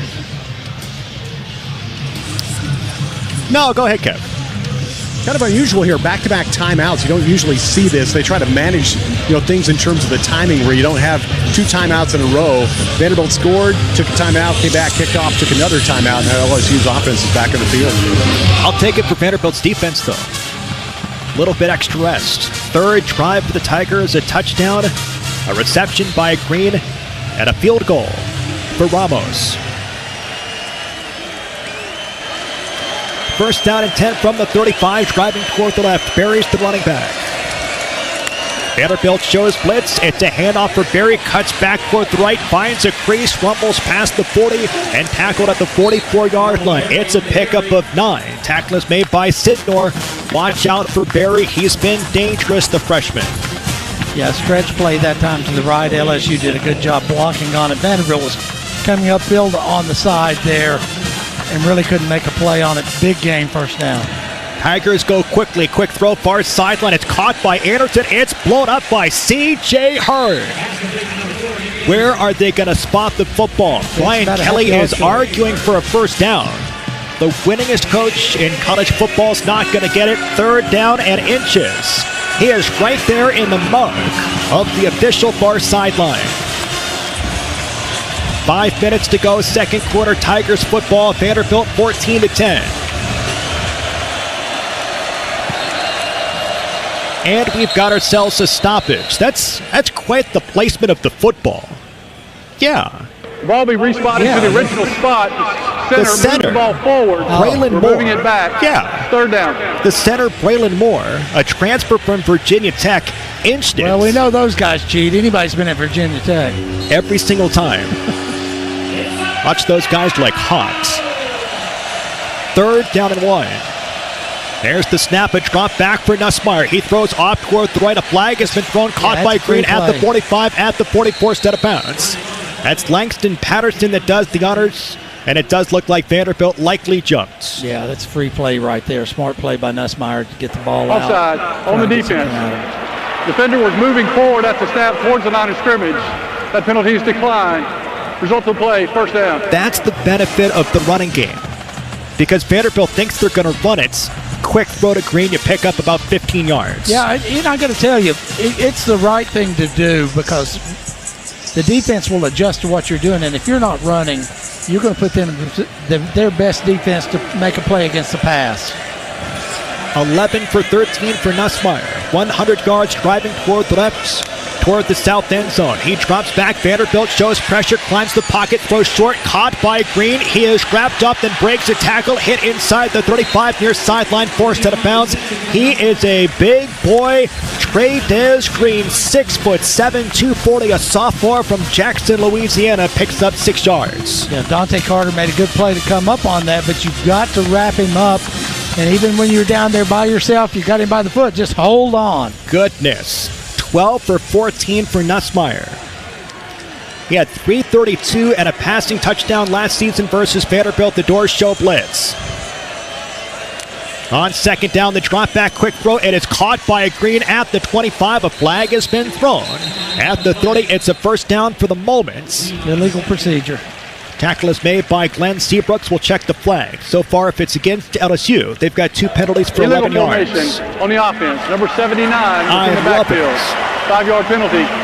Second down. That goes against DJ Chester, who's a backup center playing left tackle because of the injury back in the first quarter to Adams.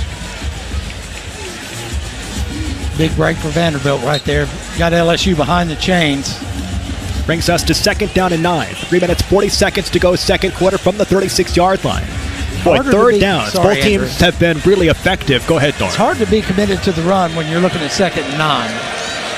And your quarterback is 12 for 14. On second down and 9, there's a handoff for Durham. He trips. He falls at the 35-yard line. He picks up a yard.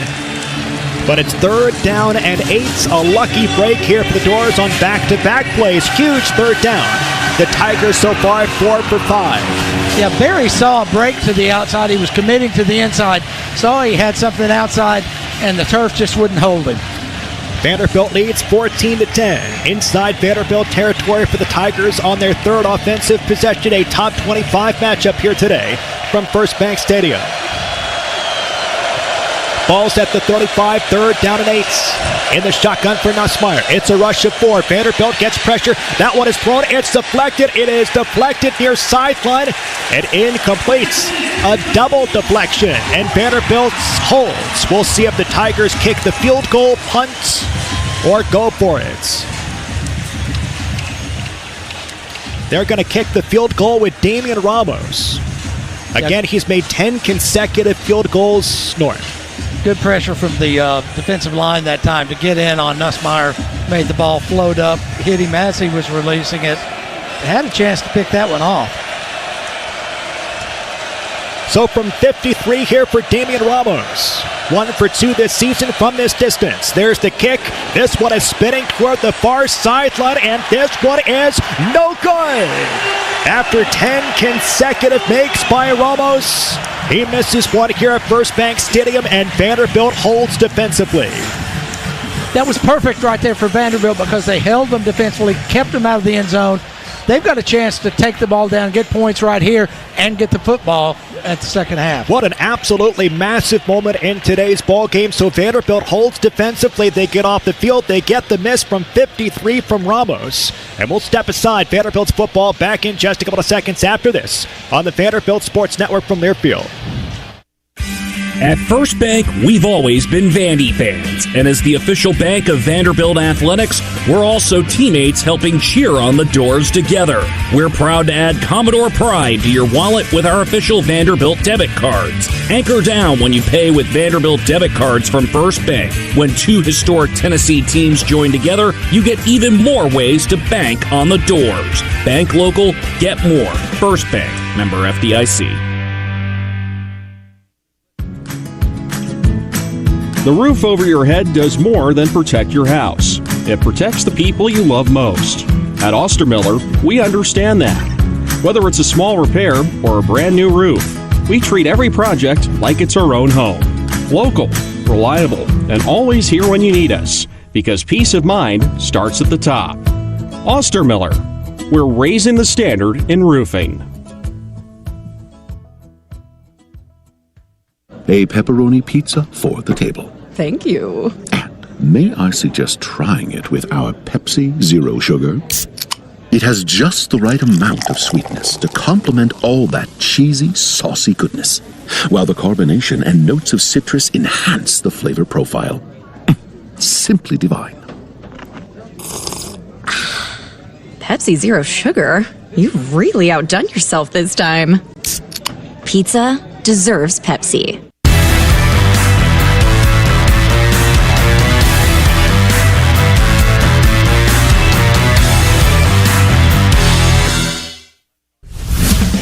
Buy Vanderbilt football tickets on VUCommodores.com. Support your Commodores all season long. Now, more Vanderbilt football. Here's Andrew Allegretta.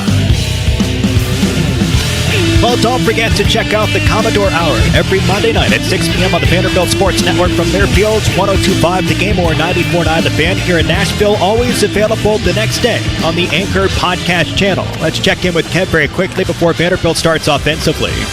Well, Andrew, we've seen throughout this season when Vanderbilt's had success in that 5-game win streak, winning the middle 8. Well, here we are. We're right in the middle of that middle 8. 2.5 minutes to play. Got a lot of time for Vanderbilt to try to march down and add some more points to a 14-10 lead after getting off the field on third down, getting a field goal miss. You get that momentum. Let's see what Diego Pavia and company can do with it. Yeah, this might be a good time for me to apologize to the good people at Virginia Tech. Andrew's my small representative example, and that's not fair to Virginia Tech. That's right. Punish the felon, not the system, right? I'm the felon in this. On first down and 10 from the 35, driving toward the right, quick throw. It's bobbled. It's dropped by Burnett. That's an incomplete pass. Missed opportunity for the freshman as they look for the quick throw near sideline. Pavia says it's okay, keep going. Second down and 10 from the 35. Vanderbilt leads 14-10, 2:30 to go, second quarter. Yeah, I think Diego was so committed to getting rid of the football in a hurry, brought it in just a little bit low. That pass right there, you don't want to catch it when it's coming in low. You want to get it up around your stomach, make a run after that. Every time you have to bend to get the ball, it's going to take you that much time to get back up, get going. So far for Pavia, 5 for 7, 63 yards through the air, and 35 yards on the grounds. Running back Alexander and gun on second down and 10. There's the snap. It's a handoff for Alexander. He is depleted by West Weeks in the backfield. Third down. Long coming up for Vanderbilt. Yeah, West Weeks just shot the gap right there. Nowhere to go. Big play for Vanderbilt. And perhaps Vanderbilt will take this under the 2 minutes timeouts. 2 minutes 2, 2 minutes 1, and 2 minutes. 2 minutes, timeout. So third down and 12, 14-10, Vanderbilt with the advantage, but backed up in their longest third down of the ball game. Third down and 12 from the minus 33-yard line. We'll step aside, come back in just a couple of seconds after this. Vanderbilt by 4 in a top 25 matchup here from First Bank. Back after this on the Vanderbilt Sports Network from Learfield. Coors Light is cold lagered, cold filtered, and cold packaged for a smoother finish. It's got that crisp, refreshing taste that makes every moment cheering on your team even better. Plus, the mountains on the bottles and cans turn blue when your beer is Rocky Mountain cold. So you never have to guess if your Coors Light is ready to drink. So crack one open, take a sip, and enjoy the game. Coors Light. Choose chill. Celebrate responsibly. Vanderbilt Business offers degree and certificate programs designed to help you gain the knowledge, connections, and confidence to achieve your unique goals. We're committed to creating opportunities for you to discover, grow, and thrive at every stage of your career, whether you're just starting out or working your way to the C-suite. Let our dedicated staff and faculty help you take the next step in your professional journey. Visit vanderbiltbusiness.com/anchor down today. That's vanderbiltbusiness.com/anchor down. It's game day, Vandy fans, and you don't want to miss a single play. Uber Eats brings your favorite foods right to your door. Wings, pizza, burgers, whatever you're craving, it's just a tap away. Download the Uber Eats app and use code GOVANDY to get $15 off your first order. Uber Eats, proud sponsor of The Doors. Let's eat.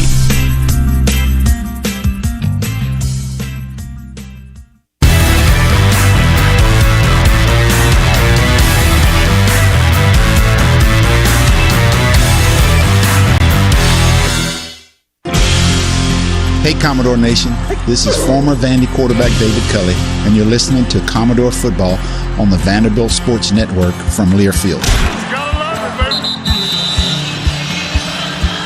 Well, Kohl's has the back-to-school styles that'll spoil them at prices that'll spoil you, from jeans and tees to sneakers and more, which means you can do it all without overdoing your budget when you shop at Kohl's and Kohl's.com. Let's head down to the sideline. Hey, Kev, one of the things we talked about was the amount of gold in the stands here today, black and gold versus purple and gold. Give us your breakdown down there. Well, the near side, the west side stands, pretty much all black and gold. A lot of Commodore fans packing that side. As expected, there are LSU fans here, a good portion of the east side stands in purple and gold.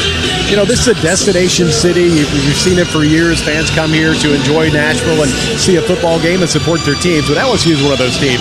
They have a gigantic fan base and fan following, and they always travel well. So kind of to be expected. Clark Lee, when we asked him, I think he was asked about that actually during the press conference on Tuesday. He said, you know what, whatever the breakdown is, we got to just prepare and be ready to play our best football and take our chances against a top 10 team here and try to win a big football game. Yeah, the game's played between the lines. You know, when you get out there on the field, you don't hear the stuff. Like I said a couple of weeks ago, if you can't hear the quarterback, it affects you. If you can hear the quarterback, it's no effect. Big third down and 12 for Vanderbilt from the 33. They need the 45 driving toward the right. In the shotgun for Pavia. Hip left is Alexander. 3 wide receivers near sideline toward the right. The Tigers do show blitz. Hoskins in motion. There's the snap for Pavia. It's a rush of 3. He rolls near sideline. Nothing there. He doubles back. He throws short. It's Cedric Alexander at the 40, at the 45. Oh, he dives. He's not going to get there. At the 44-yard line. You got to trust your defense right here. Punt the ball away. Boy, I thought he had an opportunity, guys, to run for it, but Vanderbilt's going to go for it, perhaps try to bait them off sides. There's the snap. They're going to go for it. Nothing there here for Pavia on 4th and 1. He dodges the rush. He comes near sideline. He's pursued, hit, and tackled. Oh, no, for Vanderbilt. It's Britt Weeks at the 35. Eli Stowers is downfield. I assume he was covered. Vanderbilt tried to go fast, and they turn the football over with 1:43 to go here in the second quarter and gives LSU a short field. Yeah, really, what you said right there, Andrew, is exactly right. Vanderbilt tried to get a quick snap in, catch LSU, still talking about what defense are we running. I almost think they caught Vanderbilt's offensive line off guard, and they didn't feel like they had all of their blocks set up the way that they would like them. What a spot in today's ball game. Vanderbilt leads 14-10. Inside Vanderbilt territory for Nussmeier. 12 for 15, 106. Running back is Durham. There's the snap. It's a handoff middle for Durham. Hit on the hip at the 35. Tackled by Nick Rinaldi. And Miles capers. The ball comes loose, but after the whistle. 2nd down and 10. 2nd and 8.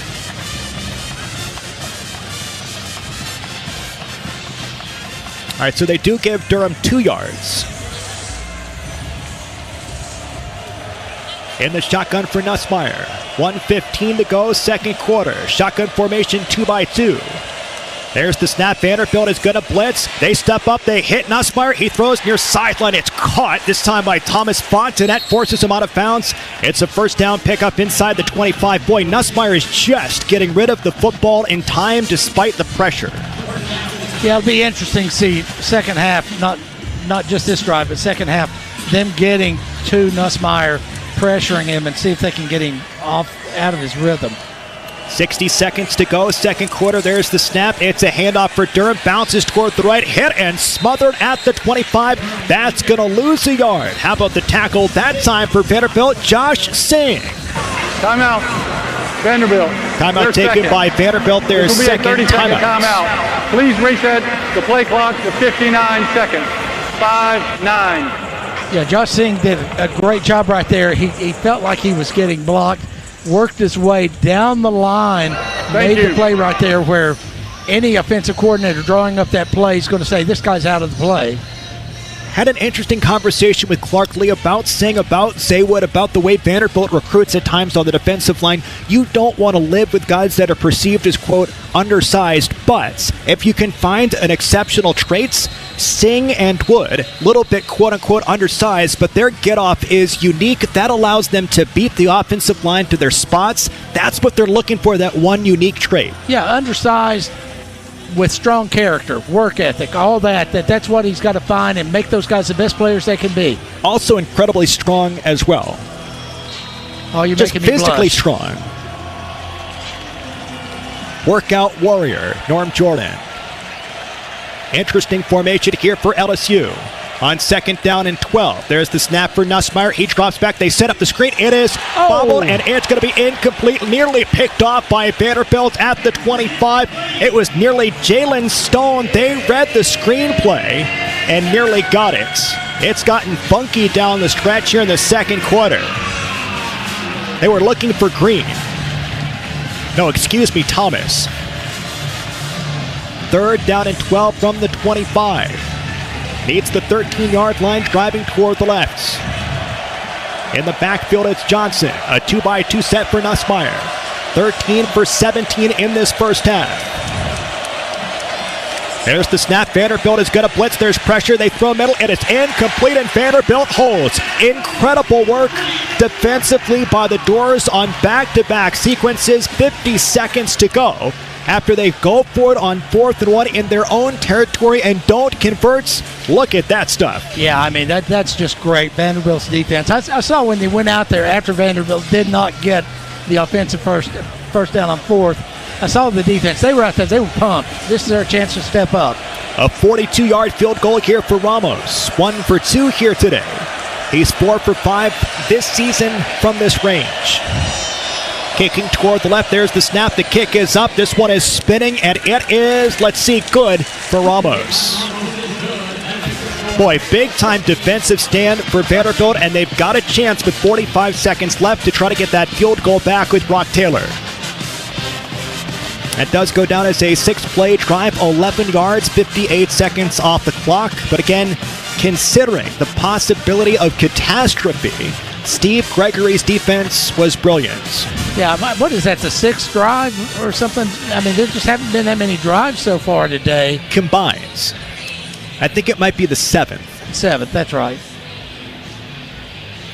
So you got basically 4 scores out of 7 drives. It's kind of what we expected. I love to listen to Norm do math. It's just watching a calculator work. Again, a top 25 matchup for Vanderbilt versus LSU. First time since 1947 these two teams have met as ranked opponents, as Vanderbilt has been ranked inside the top 25 for 5 consecutive weeks, a program record. Here's the kickoff by Burrell. This one is returnable here for Richardson at the 5. Middle of the field, 15. Looking for space. He's hit. He's tackled at the 20. No flag has been thrown. And Vanderbilt gets the football at the 20-yard line, tackled by Singleton, a freshman from Louisiana. I believe they missed a face mask right there. I believe you. All right, 39 seconds. Take a play, see if you can get something going. And if you can't from that, run the clock out. Remember, LSU's defense is fantastic in the second half so far this season. They're averaging giving up 4.5 points per game in the second half. Running back is M.K. Young. 39 seconds to go, as Norm mentions. 1 timeout left for Vanderbilt. 3 wide receivers near sideline toward the right. Here's the snap for Pavia. Rush to 4. Steps up, throws back shoulder, far sideline, and it is caught. Junior Sherrill. Oh, it's miraculous. Past the 45-yard line, forced out of bounds. What a catch. Coverage was draped all over him by Woodland, 26 yards. That's how you draw it up right there. It took 5 seconds off the clock, Norm. 34 seconds to go. Quick throw near sideline. It is broken up, looking for Richardson. Delane nearly could have had a pick 6. That's a long throw for Pavia. It's a long throw for any quarterback. Yeah, especially on a short route like that. That's going to let the safety break up or let the corner break up and make a play on the football. Got away with one right there. Delane's one of the best cover corners in the country. A first-round prospect, has allowed 6 catches in 6 games, and those folks in Blacksburg, Virginia, wish he stayed in orange and maroon. M.K. Young's the running back on 2nd down and 10 from the 47, driving toward the right. Hip right for Young. Man's in motion back toward the right. The drop back here for Pavia. He's got pressure, steps up, throws middle. It is caught by Richie Hoskins inside the 40. He goes down as Vanderbilt continues to hustle. 23 seconds to go in the half. It's a pickup of 16 yards. Vanderbilt snaps the football. A drop back. There's pressure. Pavia steps up. He throws near sideline. Incomplete. out of bounds in the vicinity of Tristan Brown. 17 seconds to go. Maybe 2 plays left for Vanderbilt. They do still have the timeouts before they decide to kick the field goal. I like your choice of words right there, in the vicinity. That ball wasn't real close, but by about 10 yards. He did the right thing in that we don't have anybody open. Let's just dump it off the sideline. But he was in the pocket. 8 for 12 for Papia, 124. Shotgun formation with MK on. Ball's at the 37, driving toward the right. 17 seconds to go here in the second quarter. Empty backfield for Papia. There's the snap, a rush of 4. Papia's got the pocket. He steps up. He starts to run at the 35, at the 30. Hustles out of bounds. That stops the clock.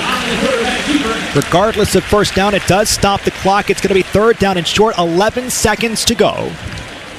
And again, I think Vanderbilt maybe, if you use your timeout, has 2 offensive plays left at best. You could also center the football and set up Brock Taylor with a manageable field goal. I think I'm taking a shot with this. I've got a timeout. Really aggressive offensively so far today for Tim Beck and Clark Lee. They've gone for it twice on fourth down. 11 seconds to go. There's the snap for Papia. He drops back. He waits. He rolls near sideline. He throws. Incomplete, looking for Stowers. And it's fourth down and 1. 6 seconds to go. And Vanderbilt trots out Brock Taylor. Near hash, kicking toward the right, toward that gorgeous south end zone to give Vanderbilt a 4-point advantage at the break. 14-13, 6 seconds to go here in the second quarter. Good usage of the clock right there. A 46-yard field goal here for Brock Taylor. At the end of the half, there's the snap, the hold, the kick is on its way, and it is good. From 46 yards for Brock Taylor. New score, 17-13, with 2 seconds to go here in the second quarter for Brock Taylor. That is 16 consecutive field goals made. I think that one was good from 60. I'm telling you, and we talked about this with Kev off the air. I did like 3 or 4 different interviews in New Orleans and Louisiana on radio the past couple of days. All of them. If this game comes down to a field goal, how does Vanderbilt feel about its field goal kicker? With Brock Taylor, if they need a 67-yard field goal to win it, they will try. The tear he's been on since he missed the field goal at Missouri last year has been pretty incredible. Do you actually know the last kick he missed? It was not Missouri. No, I know, but that was. I'm saying, I know. We have the right kicker at that point. Oh, I know, because he missed the one versus Virginia Tech, and he's just been on a tear, but did miss the extra point versus Alabama, and nobody knows it because, of course, they won 40-35. He's kicking off now. That out of bounds on the 1-yard line kind of made them change their way of looking at this. I'm going to be real surprised if it's not a squib kick. Well, from the 35 with 2 seconds to go, second quarter. Vanderbilt leads 17-13. Here's the kickoff by Brock Taylor. It is a squib kick. It is fielded at the 20. LSU starts to run. This one is hit, breaking toward the far sideline. There's a little bit of space. Look out, Vanderbilt's got to catch up at the 35, and they're going to tackle the up man just past the 35-yard line. Ooh, that was dangerous. Off and running that time. That was Princeton Malbrew, the linebacker, a 6'1" junior, made that uncomfortable for Vanderbilt, but they will take a 17-13 advantage into the locker room against LSU. We'll talk with Kevin Coach in just a couple of seconds. Well, for Diego Papia, 8 for 13, 124 through the air. And for Vanderbilt, 20 carries, 64 yards on the ground. And 2 rushing touchdowns, one by Diego Papia, his 3rd of the season, one by Cedric Alexander, the 16th of his career. Inside the top 10 all-time in rushing touchdowns in Vanderbilt history, tied for 8th. Well, just a gorgeous afternoon. Just a second, we'll head down to the sideline, talk with Kev and Coach. A top 25 matchup between the Tigers and Commodores. A matchup of Clark Lee, the former defensive coordinator for Brian Kelly at Notre Dame. Let's go down to Kev. All right. Head Coach Clark Lee, how big was the exchange there at the end of the first half? You get a stop, hold them to a field goal, and then go down and score with 3 points of our own. Yeah, it was good punch, counter punch. Obviously, I was disappointed we weren't able to convert on the 4th and 1, but that's going to happen. You know, we're trying to win a game, and so we're gonna put it in Diego's hands. That one came up short. Defense did a great job holding strong there and gave us enough time to go down and counter punch. And now we got a big possession coming out of the half. Coach, thanks. Thanks. Kev, Coach, thank you so much. Again, our score is 17-13. As Coach referenced, Vanderbilt will get the football to start the third quarter. Vanderbilt goes for its first victory versus LSU since 1990. Been 35 years. We'll step aside, come back in just a couple of seconds. We head inside our network studios to Jonah Weintraub. Vanderbilt 17-13 versus LSU here at halftime from the Music City. Back after this on the Vanderbilt Sports Network from Learfield. What sets the Omni Nashville Hotel apart from the rest? A unique cultural connection, sharing 4 levels with the expanded Country Music Hall of Fame and Museum and adjacent to the Music City Center. The Omni Nashville Hotel is just steps from a unique mix of retail, restaurants, and entertainment venues along vibrant Rep. John Lewis Way South. When you're done exploring downtown, retreat back to the Omni Nashville Hotel and enjoy 5 on-site culinary venues and the signature Mocara Spa. Get ready, Nashville. This is a Music City favorite like nothing you've ever experienced before.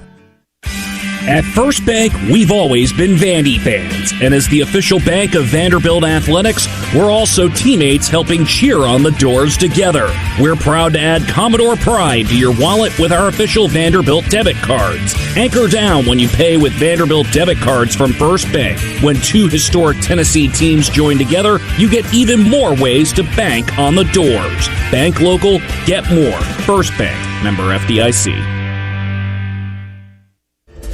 Is intercepted.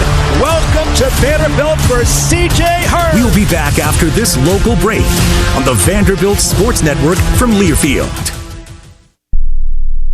Morning, Zoe. Got donuts. Jeff Bridges, why are you still living above our garage? Well, I dig the mattress, and I want to be in a T-Mobile commercial like you. Teach me, Saldana. Oh, no, I'm not really prepared. I couldn't possibly. At T-Mobile, get the new iPhone 17 Pro on them. It's designed to be the most powerful iPhone yet and has the ultimate Pro camera system. Wow, impressive. Let me try. T-Mobile is the best place to get iPhone 17 Pro because they've got the best network. Nice, Jeffrey.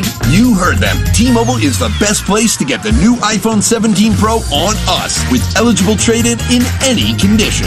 So, what are we having for lunch? Dude, my work here is done. 24 monthly bill credits on experience beyond for well-qualified customers plus tax and $35 device connection charge. Credits end and balance due if you pay off earlier. Cancel finance agreement iPhone 17 Pro 256 gigs, $1,099.99 and new line minimum $100 plus a month plan with auto pay plus taxes and fees required. Best mobile network in the U.S. based on analysis by Ookla Speed Test Intelligence data 1/8/2025. Visit T-Mobile.com.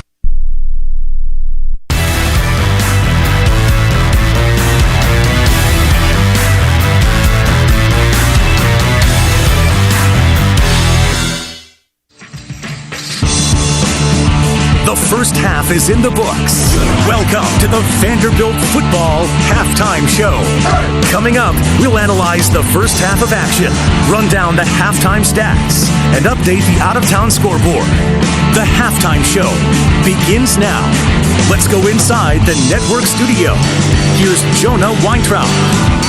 Hey, welcome into our network studios at the half. Vanderbilt, number 17 in the country, leads number 10, LSU, 17-13 at the intermission. It has been a really entertaining game so far. 4 drives for each squad, 3 for each squad have resulted in a score. 17-13, Vandy with 2 touchdowns and a field goal. LSU with 2 field goals and a touchdown, leading to this 4-point differential at the intermission.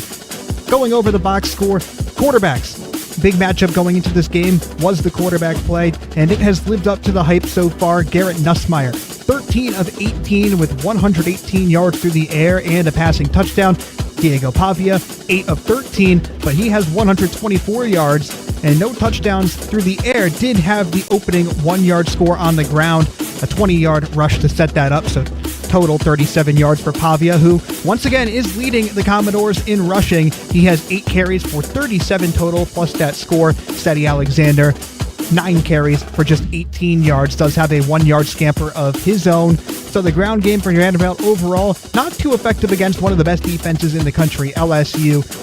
The scoring defense, the rushing, it's all elite throughout the season. But Vanderbilt really struggling on the ground to the tune of just 3.2 yards per carry, but it's been made up for through the air. Leading the receiving category for the Doors is Eli Stowers, 3 catches, 32 yards.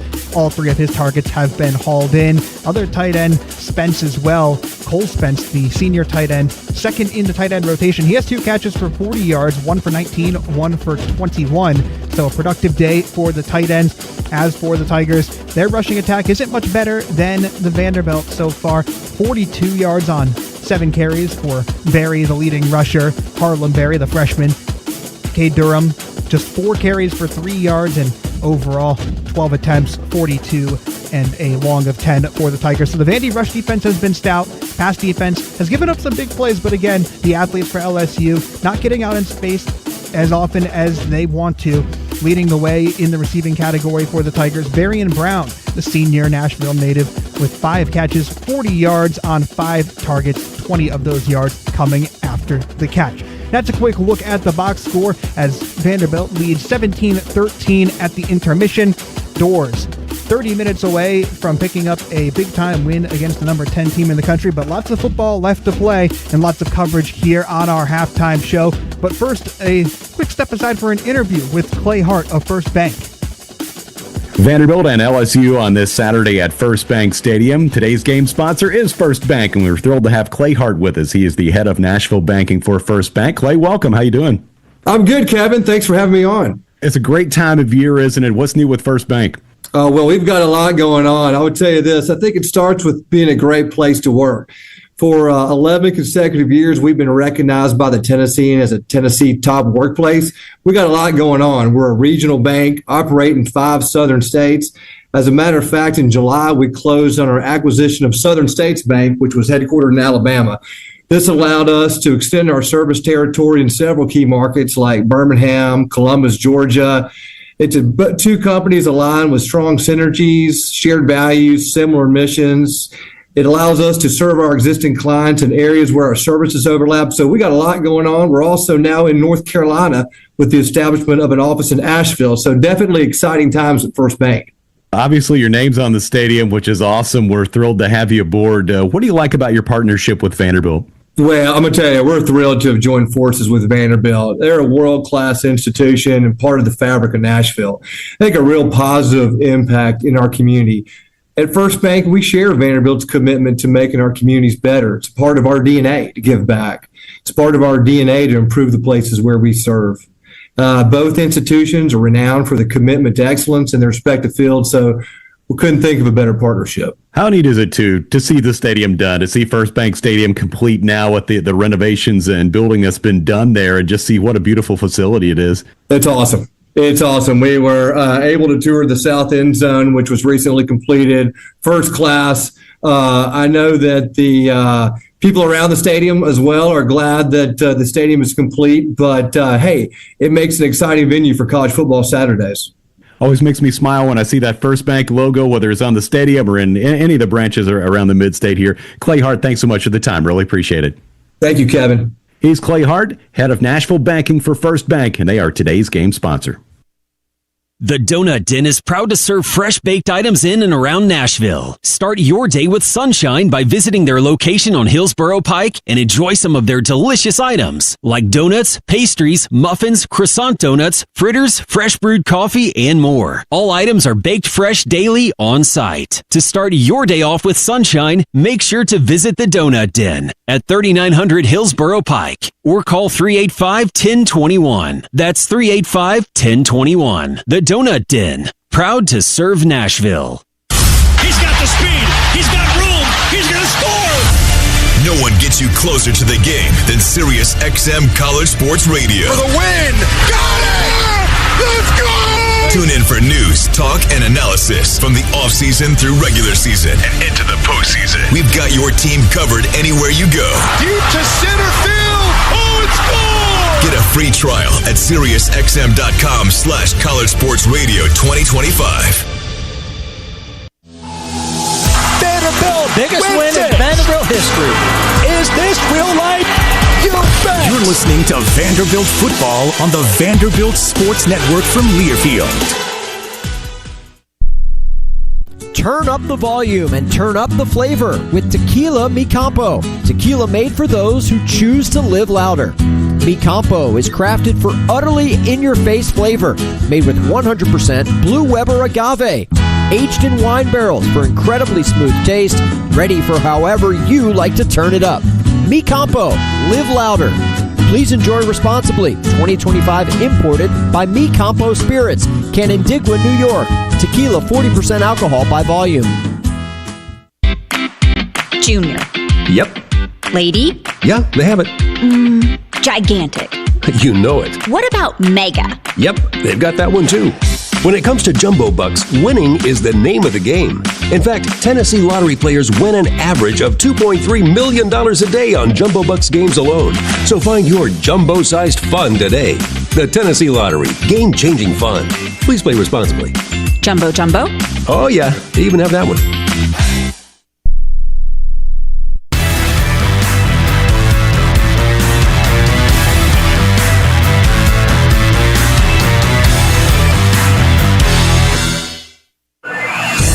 This copyrighted broadcast is an exclusive presentation of Learfield under the broadcasting rights granted by Vanderbilt University. Reuse of this presentation is prohibited without the expressed written consent of Vanderbilt University and Learfield. Announcers are provided by Learfield and approved by Vanderbilt University. We've got a good one between the Commodores and the Tigers. Number 10, LSU. Number 17, Vandy. The Commodores up 17-14 after 30 minutes. Jonah Weintraub here at our network studios, and I come bearing some quick score updates from across the country. Midway through the second quarter, 14th ranked Oklahoma leads South Carolina 14-0. That comes after the Sooners only scored 6 last weekend against Texas. And besides our game and that Oklahoma-South Carolina game, there's only one other going on that features a ranked opponent in all of the country. In the ACC, where number 12 Georgia Tech is tied with Duke 7-7 at the half in Durham. If the Jackets hold on, they'd improve to 7-0 for the first time since 1966. So that's what's happening around the college football world as we speak. But now it's time to turn back to Vandy LSU. The Commodores lead 17-14 in the second half is right around the corner. Back to First Bank Stadium after this. You're listening to Vanderbilt football from Learfield. The roof over your head does more than protect your house. It protects the people you love most. At Ostermiller, we understand that. Whether it's a small repair or a brand new roof, we treat every project like it's our own home.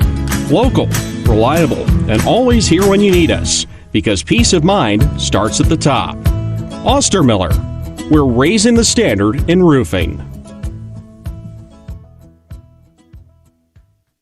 In the SEC, it just means more. But what is it exactly? It's the fans, the students, the traditions, the legends. It's passion to celebrate deeper, reach farther, think smarter, make an impact off the field. It's that intangible thing that happens when 16 schools raise the bar as one. Because in the SEC, it just means more. Anchor down. He's got space. He's going to go. They blew him out of the water. We'll be back in 60 seconds on the Vanderbilt Sports Network from Learfield. Yeah, it's another day, but what kind of day is it really? A day of doom scrolling? Laundry day? Nah, it's a White Claw day. Because all that can wait. Your friends shouldn't. There are good stories to be made. So grab a pack, grab your friends. Make the most of each day with those who matter most. When you're together with White Claw, every day is a once-in-a-lifetime experience. You just gotta grab it. White Claw. Grab life by the claw. Please drink responsibly. Hard seltzer with flavors. White Claw Seltzer Works, Chicago, Illinois. When you decide to sell your home, don't settle for a good agent, go for a great one. Go for a Weichert agent. A Weichert agent looks at you as a partner, not as a transaction, and will work day and night to get you the results you're looking for. And your Weichert agent is backed by the Weichert brand. With over 50 years of experience, Weichert agents have guided thousands of buyers and sellers through every facet of home ownership. Don't settle for good, go for great. Work with a Weichert agent. Each Weichert franchised office is independently owned and operated.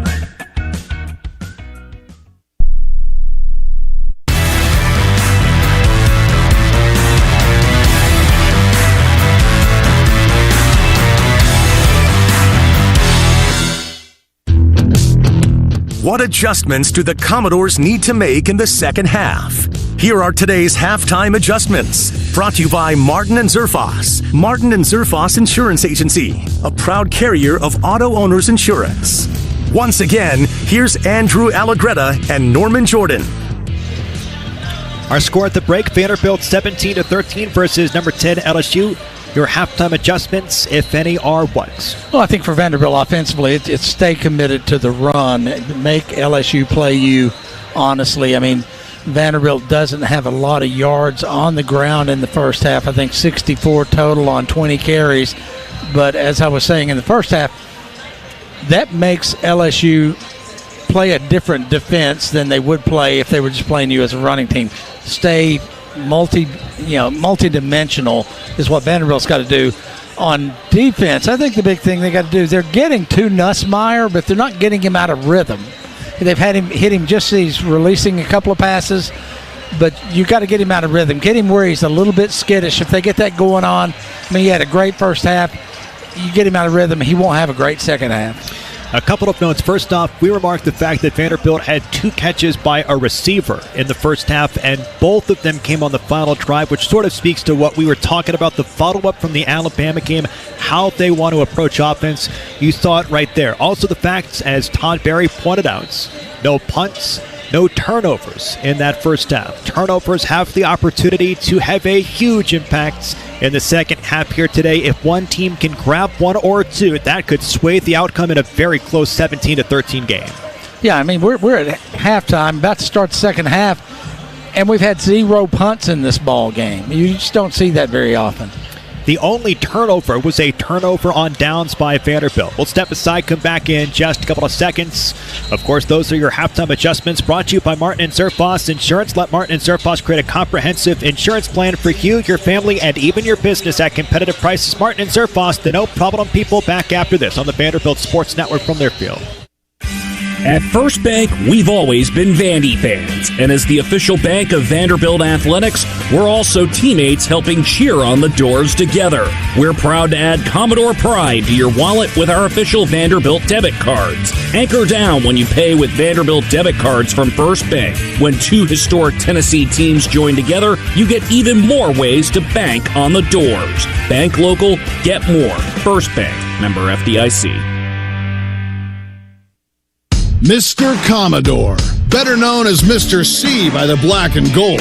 He commands the campus, leads the charge down the Star Walk, and motivates the Commodores to anchor down. Ford also has a fan favorite, Ford F-Series, America's best-selling trucks 48 years straight.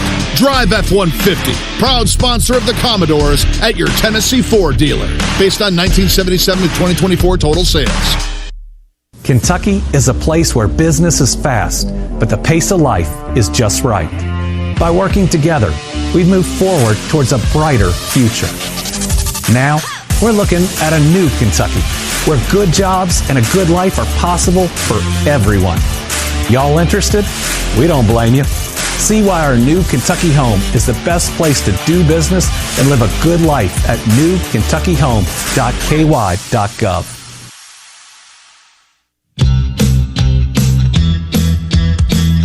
It's game day, Vandy fans, and you don't want to miss a single play. Uber Eats brings your favorite foods right to your door. Wings, pizza, burgers, whatever you're craving, it's just a tap away. Download the Uber Eats app and use code GOVANDY to get $15 off your first order.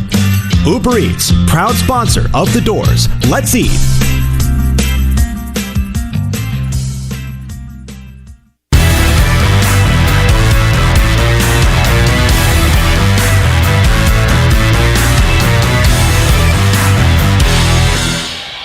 We are set for the second half kickoff. Andrew Allegretta here in the booth alongside our fantastic crew of Norm Jordan, Todd Berry, Chase Owens, Jake Lyman, Ladarius Robinson, Kevin Ingram down on the sideline, as well as Jonah Weintraub back inside our network studios. Second half scoring.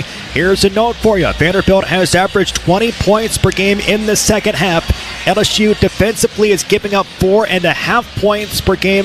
They have one of the best defenses in the entire country. 17 points by Vanderbilt in the first half ties the most that the Tigers defense has given up in a half so far this season. 17 to Ole Miss in the first half.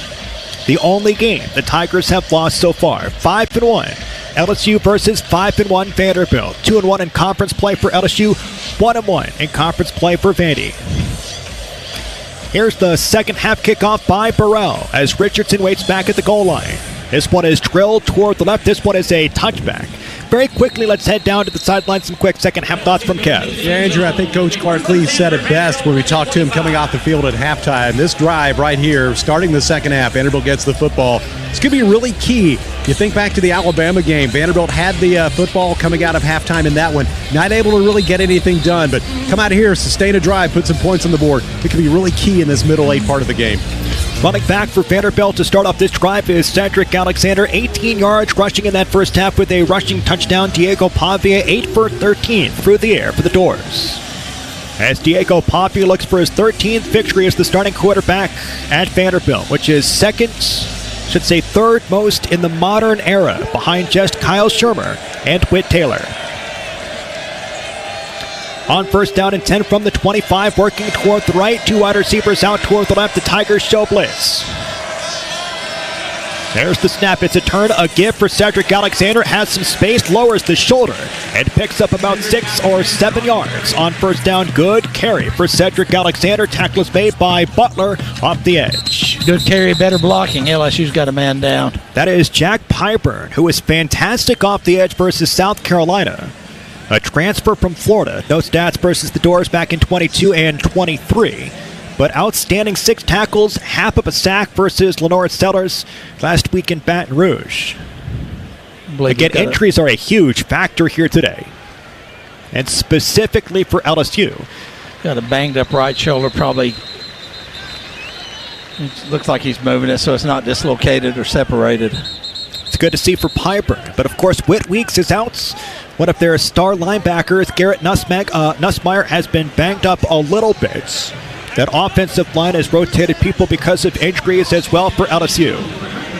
All things considered for Vanderbilt, pretty healthy. No Issa Wataha here today, which has been consistent back to the Virginia Tech game. On second down and 2 officially. Pistol formation here for Pavia. They shift hip rights into the shotgun. From the 33. Man's in motion near sideline. There's the handoff. It's Richardson at the 35. Whoa. Hit hard, but it's a first up. He breaks a couple of tackles and stutter steps out of bounds near sideline. Oh, that's Division II strength by Richardson. Forced out by Halsey. They pick up a first down out to the 44. Picks up 12. Took a vicious hit, stayed up, and got a couple of more yards right there. I mean, it was a vicious hit. Sorry for yelling in your ear there, Andrew. No, I love it.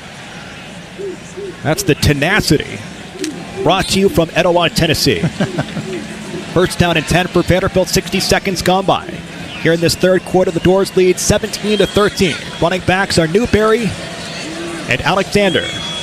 On first down, there's a snap. It's a play action. Pavia rolls left. He'll chuck it down the far sideline. Matched up, looking for Richardson, forced out of bounds.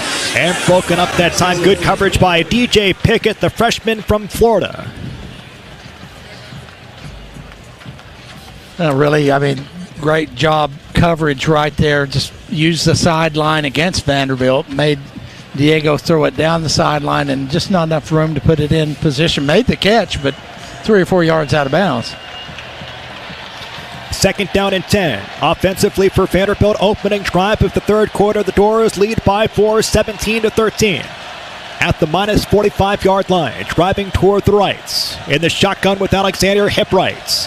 There's the snap, a drop back, has a pocket, throws middle. It is caught by Cole Spence. Boy, he stumbles and lunges for 9. It's really close to a first down for Cole Spence. Tackle is made by Cooley.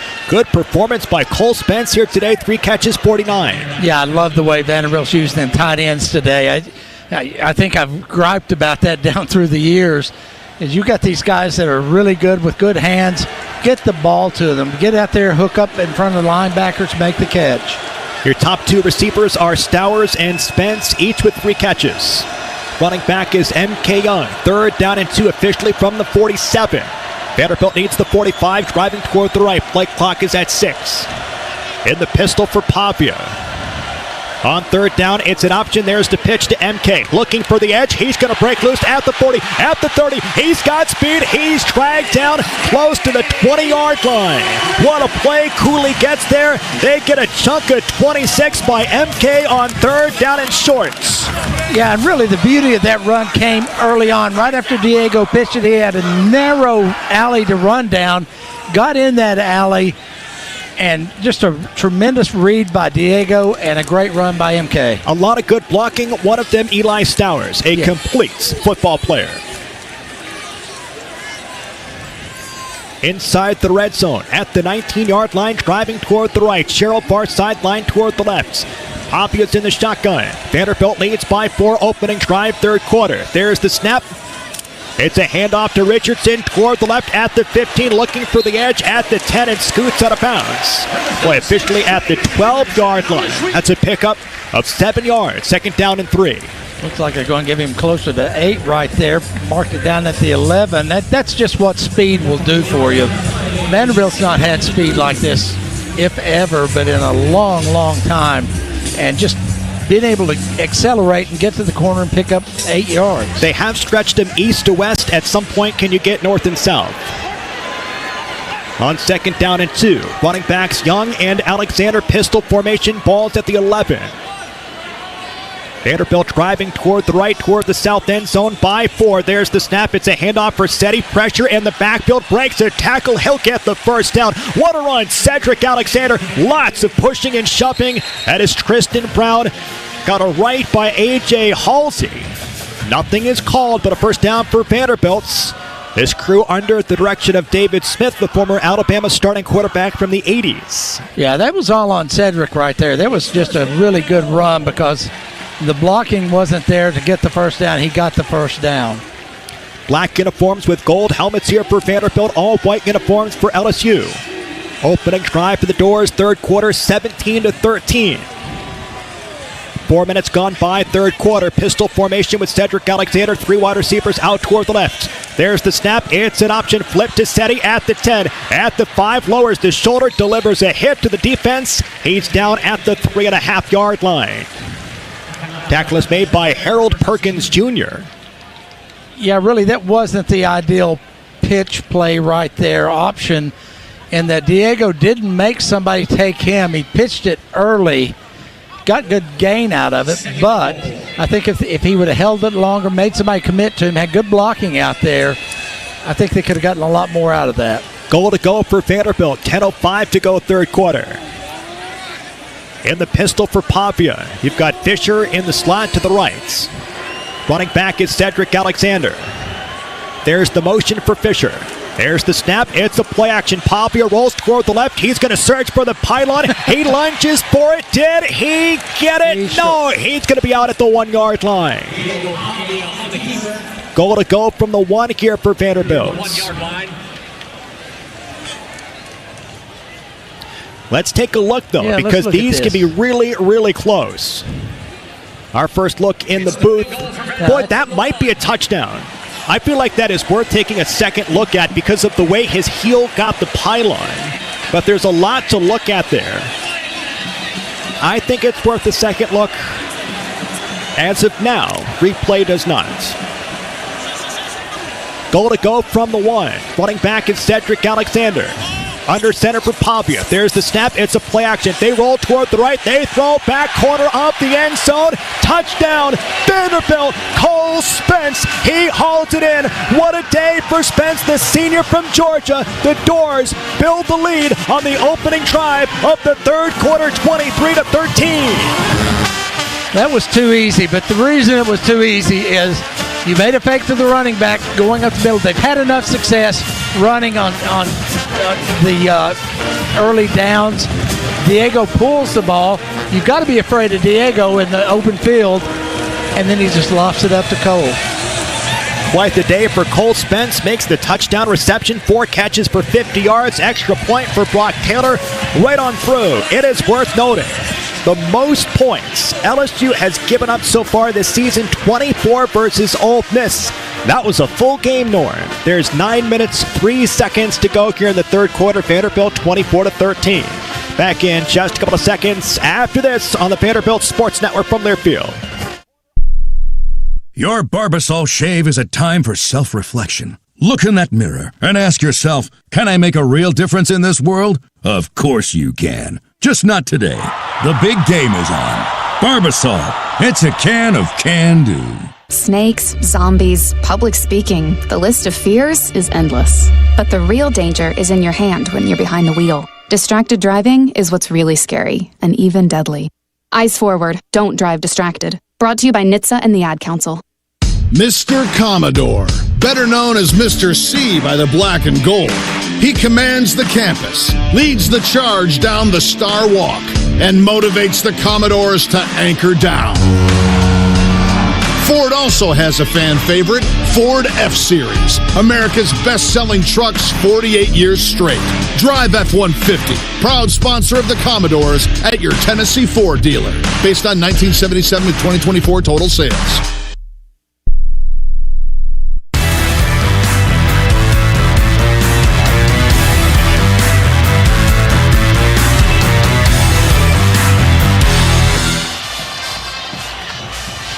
Welcome back to First Bank Stadium. Andrew Allegretti here in the booth alongside Norm Jordan. White Claw, grab life by the claw. Vanderbilt 24-13. Let's head down to the sideline. Let's check in with Kev once again. Well, we talked about the importance of that drive coming out of halftime. Vanderbilt could not have executed that a whole lot better. Took almost 6 minutes off the clock to go down and score. I love that play call on the goal line offense. I always thought that's one of the most effective ways to score when you're at about the 1 yard line. Play action, roll that quarterback out, gives you some good options. Diego Pavia finding Cole Spence for a 1 yard touchdown. And as you said, Andrew, Cole's having a big day today. He's been terrific. One of the best games of his career. 4 catches, 50 yards, comes up with a touchdown reception from Diego Pavia. But Norm, one of the things that we've remarked in this growth, this trajectory for Vanderbilt football is just the confidence between Diego Pavia and Clark Lee that has just spread like a wildfire through Vanderbilt's locker room. Yeah, and you got to give much of the credit to Clark Lee because he's got these guys believing if we execute, we can win the ball game. But a big thing we've not talked about is recognizing the moment, realizing this is a very big play. We've got to really buckle down. We've got to concentrate, got to take care of our jobs, and that's exactly what they did on that whole drive. Well, for Cole Spence, by the way, that's his 3rd touchdown reception, one in the very first home game, I should say second home game of the season last year versus Alcorn State. Caught that one from Eli Stowers, one in the bowl game versus Georgia Tech, and now one versus LSU for Cole Spence. The kickoff is back to Justin Dewars, the freshman from Plano, Texas. Vanderbilt 24-13.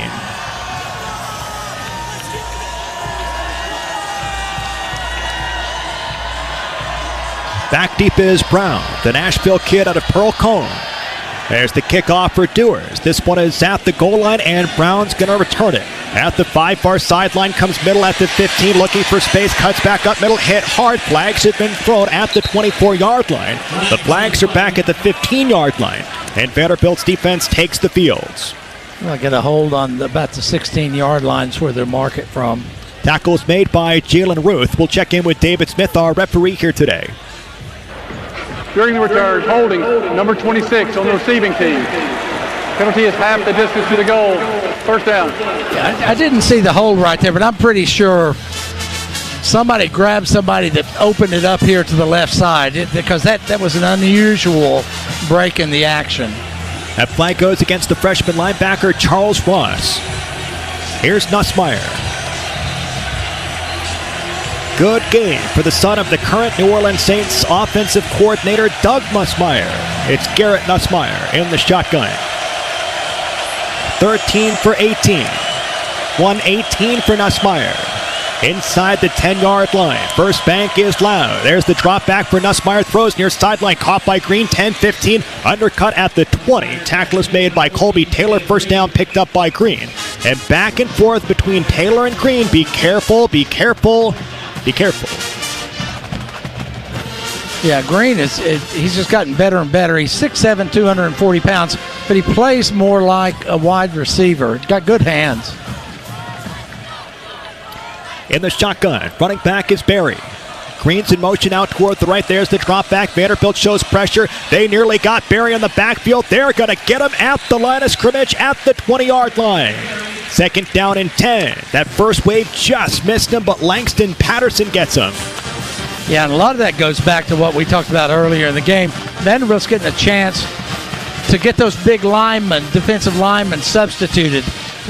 2 weeks ago against Alabama, they were worn out. They were just beat because they weren't getting a chance to substitute. Vanderbilt's doing a great job of keeping fresh people in there. Well, defensively for Vanderbilt, your top 2 tacklers, Langston Patterson and C.J. Hurd, each with 4 tackles. On 2nd down and 10 from the 20, Vanderbilt is going to blitz. There's pressure. They throw middle. It is caught. This time it's Anderson at the 35. Boy, they have been able to do that all game long. You get pressure in the face of Nussmeier, just a little float over the middle, a big pickup of 18 yards. Yeah, what you got to do as a defensive back right there is know I'm blitzing, so he's not going to have a long time, so I got to stay with my guy early. Stay with him. If you can do that, you can defend that, but otherwise Nussmeier got rid of it. Good catch. 1st down and 10 from the 38-yard line, driving toward the left. The drop back for Nussmeier. He looks toward the right. He's going to chuck this one down the field. This one is overshot, incomplete, looking for Brown. That black and gold crowd is fired up. The purple and gold far sideline wanted something on Colby Taylor. They did not get it. Incomplete for Nussmeier. Just his 6th incompletion of the ball game, 15 for 21. Yeah, it's good coverage by Colby right there. I mean, it was more... For a long pass, there's a lot of a timing route right there, and he's got to be careful to him. He grabbed him on the shoulder. A little bit of a tug. Watch out for Colby late in this ball game. On 2nd down and 10, running back is Johnson. He's in motion. Vanderbilt rushes 4. There's a spin move. Vanderbilt has pressure on Nussmeier. He throws short. It's caught by Thomas at the 45. Breaks a tackle. Oh, he breaks another one. Being chased by C.J. Hurd down this near sideline. He's gone. Oh, goodness. No way. Nussmeier's hurt. It's a touchdown of 62 yards. How has Nussmeier avoided the rush all game like this? Yeah, good pressure from Vanderbilt, but terrible downfield tackling. Terrible. New score, 24-19. I believe they're going to go for 2. Thomas is a dangerous... They're going for 2. Okay, that's interesting. Is it still Nussmeier or a backup quarterback? It is Nussmeier. It's Nussmeier. He hurt his left ankle. I think he had a banged-up ankle anyway. He did versus South Carolina. Boy, going for 2, 6:52 to go 3rd quarter. Quizzical, but it's Brian Kelly. So he is the winningest active coach in all of college football. So he gets some leeway. The 2-point conversion going left in the shotgun for Nussmeier. They look toward the right. They're going to throw a slant. It is caught. 2-point conversion to Green. What an unbelievable turnaround. They nearly squashed Nussmeier. And Vanderbilt busts for 62 yards. The Tigers get 8 points. It's 24-21, 6:52. Yeah, rub route right there. You make the defender go around the man coming down the line. And when he goes around him, it's curtains right there. Green's become a very effective end zone type receiver. Time out of the field, 5 plays, 92 yards, 2 minutes, 3 seconds to go. 2 minutes, 3 seconds off the clock, should say. Vanderbilt by 3 back after this on the Vanderbilt Sports Network from their field. A smooth, close Barbasol shave in the morning lifts your confidence. That rich, creamy lather will catapult you to greatness. Nothing can stop you today. Well, except that traffic jam.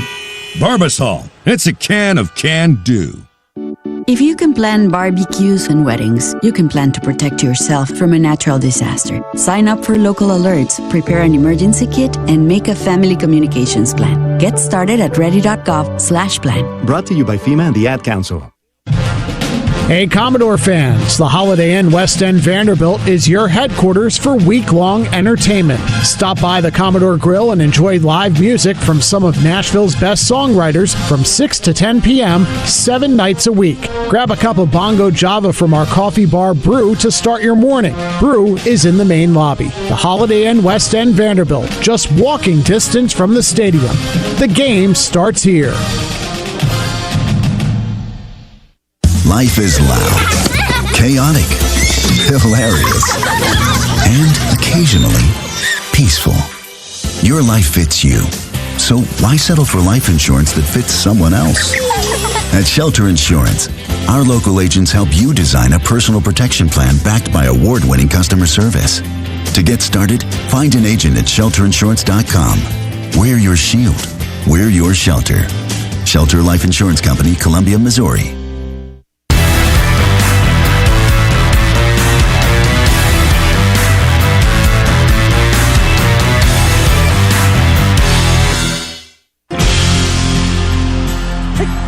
What's up, Commodore Nation? This is former Vandy wide receiver Jordan Matthews, and you're listening to Commodore Football on the Vanderbilt Sports Network from Learfield.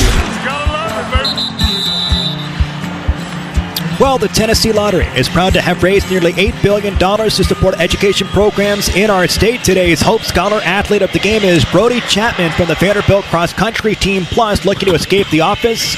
Host your annual meeting, showcase, or awards presentation at the Vanderbilt Student Life Center. Learn more at vanderbilt.edu/conferences. Norm, we talk about punch, counterpunch. We've traded blows back and forth between both teams here today. Vanderbilt needs to continue with that head-body sort of thing. 24-21 after a bust goes for 62 yards for the Tigers. Yeah, I mean, what you got to do right here if you're Vanderbilt is, again, just go out and execute your offense. The Vanderbilt offensively has done a really good job of stretching the field sideline to sideline, the occasional deep pass, and then the option route on the outside. It's really keeping LSU off balance, and then it goes back to execution. All right, so the kickoff by Burrell. Richardson's back at the goal line. This one is popped up here for Richardson. He will let this one go. And it checks up for a touchback to the 25 offensively for Vanderbilt. Diego Pavia, 10 for 16, 133, one touchdown.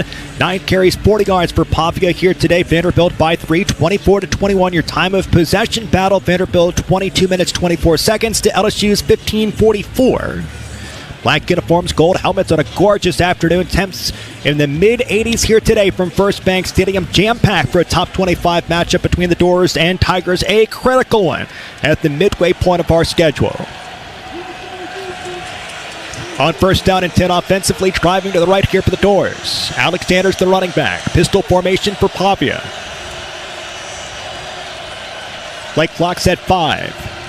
There's the snap. It's a turn. It's a give through the middle for Steady. Breaks a couple of tackles. Delivers a hit and pushes the pile to the 34. It's a pickup of 9. Cedric Alexander is fierce. Tackle is made by Cooley.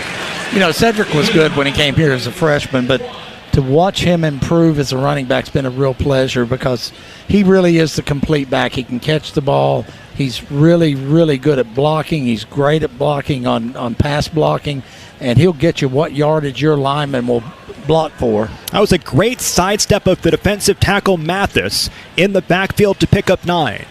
Second down and 1 from the minus 34, driving toward the rights. Running back is M.K. Young. 2 wide receivers out toward the lefts. On second and 1. Here's the snap. It's a handoff for MK. Tries to stretch it. Cups back up middle. It's going to be a first down for Vanderbilt to the 37-yard line. And whipped down defensively. Mansour Delane. Part of that tackle, a transfer from Virginia Tech, who Quincy Skinner beat for a touchdown in this near side end zone versus Virginia Tech a season ago. Well, that's a good sign right there because LSU's linebackers were playing downhill. They were playing for the run the whole time, and still to be able to hand it off and get yardage for the first down, that tells you your line's doing a good job. As always, a ton of credit to Glass, McConnell, White, Mitchell, and Henderson. Your offensive line for Vanderbilt. Running back is still Young. 2 wide receivers out toward the left. First down and 10 from the 37. Driving toward the right for Vanderbilt, leading by 3. 5 minutes, 20 seconds to go, third quarter. Handoff for Young. Nothing is there. Lowers the shoulder, gets back to the line of scrimmage. Try to shake a little bit, but the run fits were good. Tackle is made by Keys. Yeah, I'd love to see a call right there. If Diego can look over there and see those linebackers, they're really cheating up. They're showing I'm playing the run. If there's a check, and there may not be a check to it, I'm putting a tight end out there behind the linebackers and trying to take advantage of their aggressive play. It's hard to know sometimes, but often Diego Pavia does go to the line of scrimmage with 2 plays, with the option to check to the other if he sees fits. On second down and 10, pistol formation with gun. There's the snap. It's a play action. Rolls toward the right. There's pressure for Pavia. Looks downfield looking for somebody. Pump fakes. Now runs at the 45. He jumps. He lurches for the first down sticks, and he's going to get there, I think. Just a yard short. Keys makes the tackle. Boy, he sucked the football out. A little bit of a boo from the black and gold. 3rd down and 1. Boy, I thought that was a lot closer than the spot. Yeah, I think if Diego would have known he was that close, he would have lowered his shoulder. That's a first down.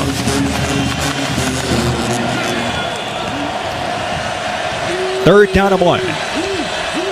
Running back is MK Young. 5 for 8 on third downs for Vanderbilt. There's the snap, play action. They'll lob this one down the field looking for Stowers. Oh, he got it, and then it's knocked loose, but we've got flags everywhere.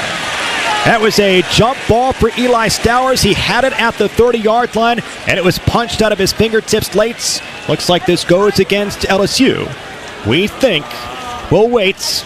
We'll check. Really good defensive play by Halsey. It's a longer conversation than I'd like. Oh.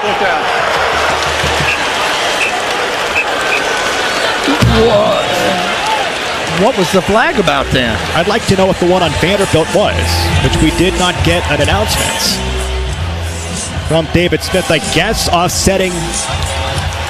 I don't know. I don't know where the Vanderbilt one is going to be, and Clark Lee undoubtedly not pleased. 3rd down. Well, they say 4th down.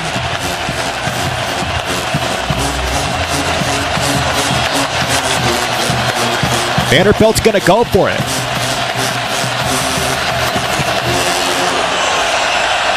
4th down and 1. Running back is MK Young. There's the snap. It's a play action. Diego Pavia's got nothing. He's got to get loose from Pyburn. He does. He throws to Young at the 45, at the 50. It's a first down for Vanderbilt. He's trying to shake loose, and he's tripped up and down at the 45. Diego Pavia, goodness. Pyburn in his face, an okie doke. And he throws to Young for the first down. Goodness, move the sticks.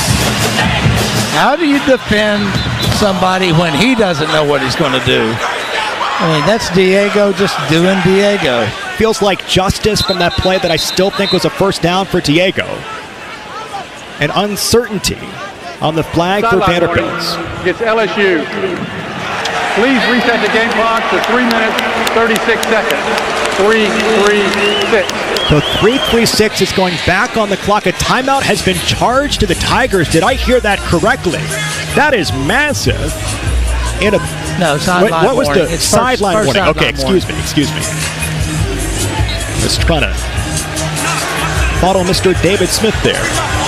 24-21 Vanderbilt by 3:30 to go. Offensive possession here for the Doors. First down and 10 from the plus 44. Running back is A.J. Newberry. Man's in motion. There's the snap. It's a give for Newberry. Cuts middle, wrapped up and spilled at the 42. Pushed back. A.J. Newberry on the carry. Pick up a couple of yards that time for the junior from Texas. Second down and 8. Yeah, what happened with LSU over on the sidelines? The get-back guy wasn't doing his job. You've always got somebody walking up and down the sideline saying, get back. The old get-back coach. That's right. Under 3 minutes to go, third quarter. Vanderbilt 153 on the grounds to LSU's 42. Vanderbilt has outgained LSU 296-252, but the Doors lead by just 3. On second down and 8 at the plus 42. 3 wide receivers near sideline toward the right. And Vanderbilt jumps. False start. Number 50 on the offense. 5-yard penalty. Second down. That's strong guard Chase Mitchell. So second down and 13. That is Vanderbilt's third penalty for 25 yards. 4 for 24 for LSU here today. Again, Vanderbilt is trying to counterpunch after the defensive bust that gave Thomas a 62-yard reception. That made this a 1-score game plus a 2-point conversion. It's still A.J. Newberry. Empty backfield here for Diego Pavia. 3 wide receivers near sideline towards the right on 2nd down and 13. It's a rush of 5. Pavia waits. He'll throw this one near sideline looking for Richie Hoskins. There's the flag. Yes. He was holding him right on the 5. That's a huge call. Looks like it's going to go against A.J. Halsey down at the 20-yard line. Defense, number 10. 15-yard penalty from the previous spot. Automatic first down. Should correct myself. They called it against Deshaun Spears out of Denham Springs, Louisiana, a sophomore. That's a clear call. Grabs the jersey, pulls it back. First down for Vanderbilt.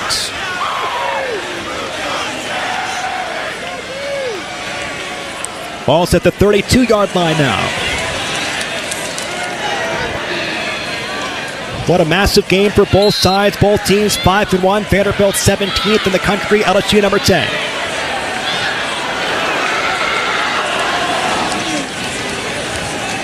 Not a ton of Cedric Alexander on this drive. Running back is MK Young. There's the snap. It's MK through the middle looking for a crease. He finds it. Hit hard inside the 30-yard line. Tackled at the 26. It's a pickup of 5 or 6 yards for MK Young. Tackle is made by Keys. Yeah, what happened right there is you bring Richardson in motion, and you've got to respect his speed. He comes in motion, and as he goes by, you give it back to MK, and you've got a flow going to follow Richardson. The fake was good enough, and MK gets the 6 yards right there. 2nd down and 4. 1:30 to go. Third quarter, Vanderbilt by 3 in a top 25 matchup here at First Bank Stadium. Eli Stowers on the line toward the right. There's the snap. It's a play action. Pavia throws toward the left. It is caught by Sherrill. Tries to break a tackle. Can't do so, but it's a first down. At the 21-yard line. Tackle is made that time by DJ Pickett. 60 seconds to go. I'm trying to identify Cedric Alexander on the sideline. Well, very quickly down to Kev. Let us know. Cedric, a few plays back, went off with a member of the medical personnel. It looked like maybe getting some fluids. Get any update, we'll let you know. It's really warm. It's a hot day and warm down here on this turf. So, yeah, Cedric did go off a few plays back. Okay, significant, Kev. Thank you so much. Running back continues to be MK Young. First down and 10. Under 40 seconds to go, third quarter. Vanderbilt on the precipice of the red zone. Pavia drops back. He feels the pressure. Oh, he's going to rush. It's a wide open crease at the 10, at the 5. He can high step into the end zone. Touchdown, Vanderbilt. Diego Pavia, 21 yards. Oh, the seas parted, and Pavia took it to the house for 6. Well, you know it was man-to-man coverage because once Pavia broke out, there was nobody even looking at him until he got down to about the 2-yard line. I loved it. He ran over to the corner of their end zone, gave a hug to the ROTC guys. A couple of things. Unbelievable feel in the pockets to know the rush was right on your shoulder. And second, where was the spy? Extra point for Brock Taylor is good. Vanderbilt punch, counter punch, head body. Diego Pavia, his second rushing touchdown of the game. Great job by Bryce Henderson to pick up the rush at the last second. There was no spy. An easy scamper for 21 for Pavia. Back in just a couple of seconds after this to a electric First Bank Stadium on the Vanderbilt Sports Network from Learfield. Hey, Commodore fans, it's college football season, and SeatGeek is the official ticket marketplace of Hail Marys and walk-on heroes. SeatGeek makes it easy to find tickets so you can be a part of all the action this season. Whether you're buying or selling tickets to Vandy football games or to any other live event in your area, SeatGeek is the place to do it. SeatGeek is the official ticket marketplace of the Vanderbilt Commodores. Let's go, Commodores! SeatGeek. Fall is in season at Kohl's, and you know what that means. Pumpkins, plaid, and anything that smells like cinnamon. This week, take an extra 20% off decor, home furnishings, bedding, and more. So whether fall is your entire personality or you're just a casual pumpkin enthusiast, the deals at Kohl's are here for your seasonal style. Select styles, some exclusions apply. 20% offer ends October 19th. See store or Kohls.com for details. Turn up the volume and turn up the flavor with Tequila Mi Campo. Tequila made for those who choose to live louder. Mi Campo is crafted for utterly in-your-face flavor, made with 100% Blue Weber agave, aged in wine barrels for incredibly smooth taste, ready for however you like to turn it up. Mi Campo, live louder. Please enjoy responsibly. 2025 imported by Mi Campo Spirits, Canandaigua, New York. Tequila 40% alcohol by volume.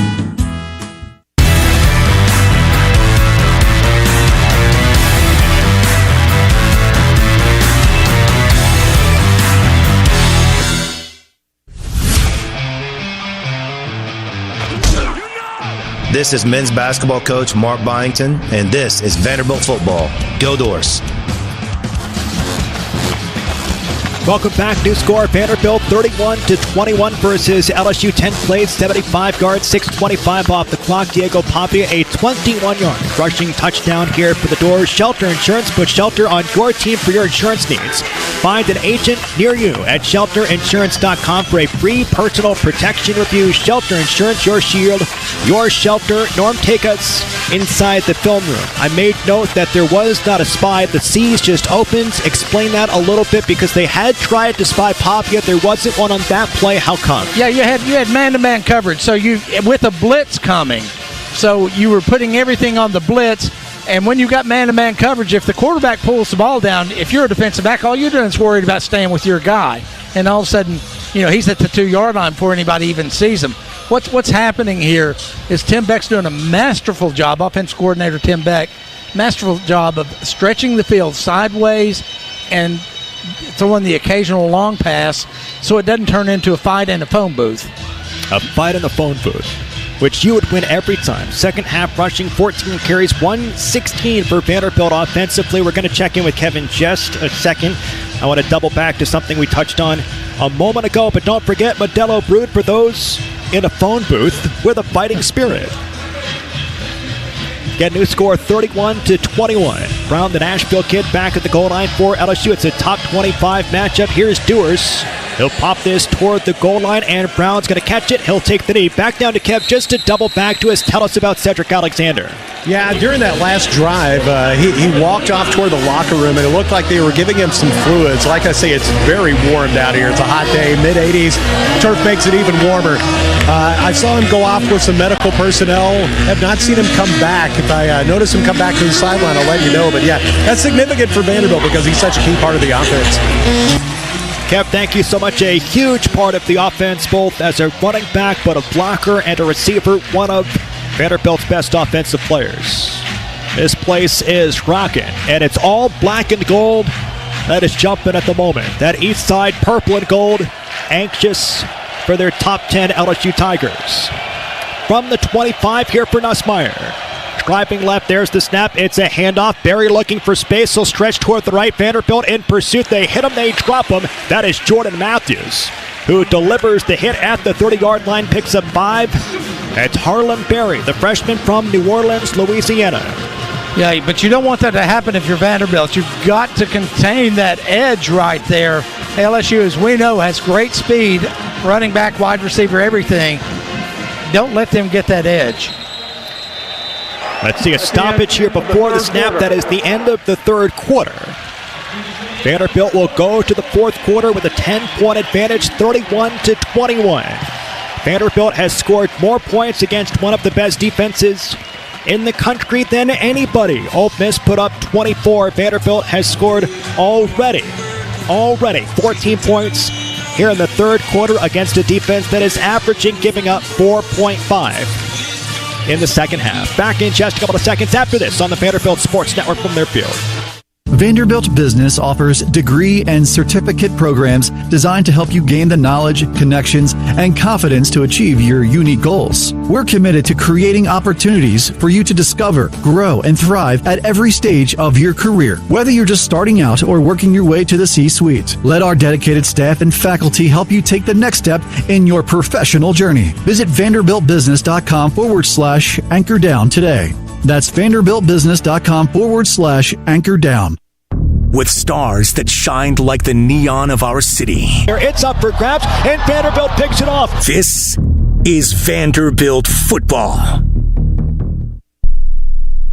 Miss, your burger is served. Thank you. And if I may suggest a pairing, this is our finest Pepsi Zero Sugar. The sweetness of Pepsi perfectly balances the savory notes of your burger, while the citrus and carbonation elevates the taste for a truly stunning flavor profile. Bon appetit. Now that is one perfect combination. If this is how the other half lives, I could get used to this. Burgers deserve Pepsi. Never settle, unless it's into the electrifying BMW i4. Blend the lines of cutting-edge and classic with groundbreaking technology at your fingertips. Experience M-engineered precision while you twist around every turn. After all, electric doesn't have to be static. If you thought EVs couldn't live up to your expectations, then you've never experienced the ultimate electric driving machine. The 100% electric 2025 BMW i4. Take advantage of exceptional offers today.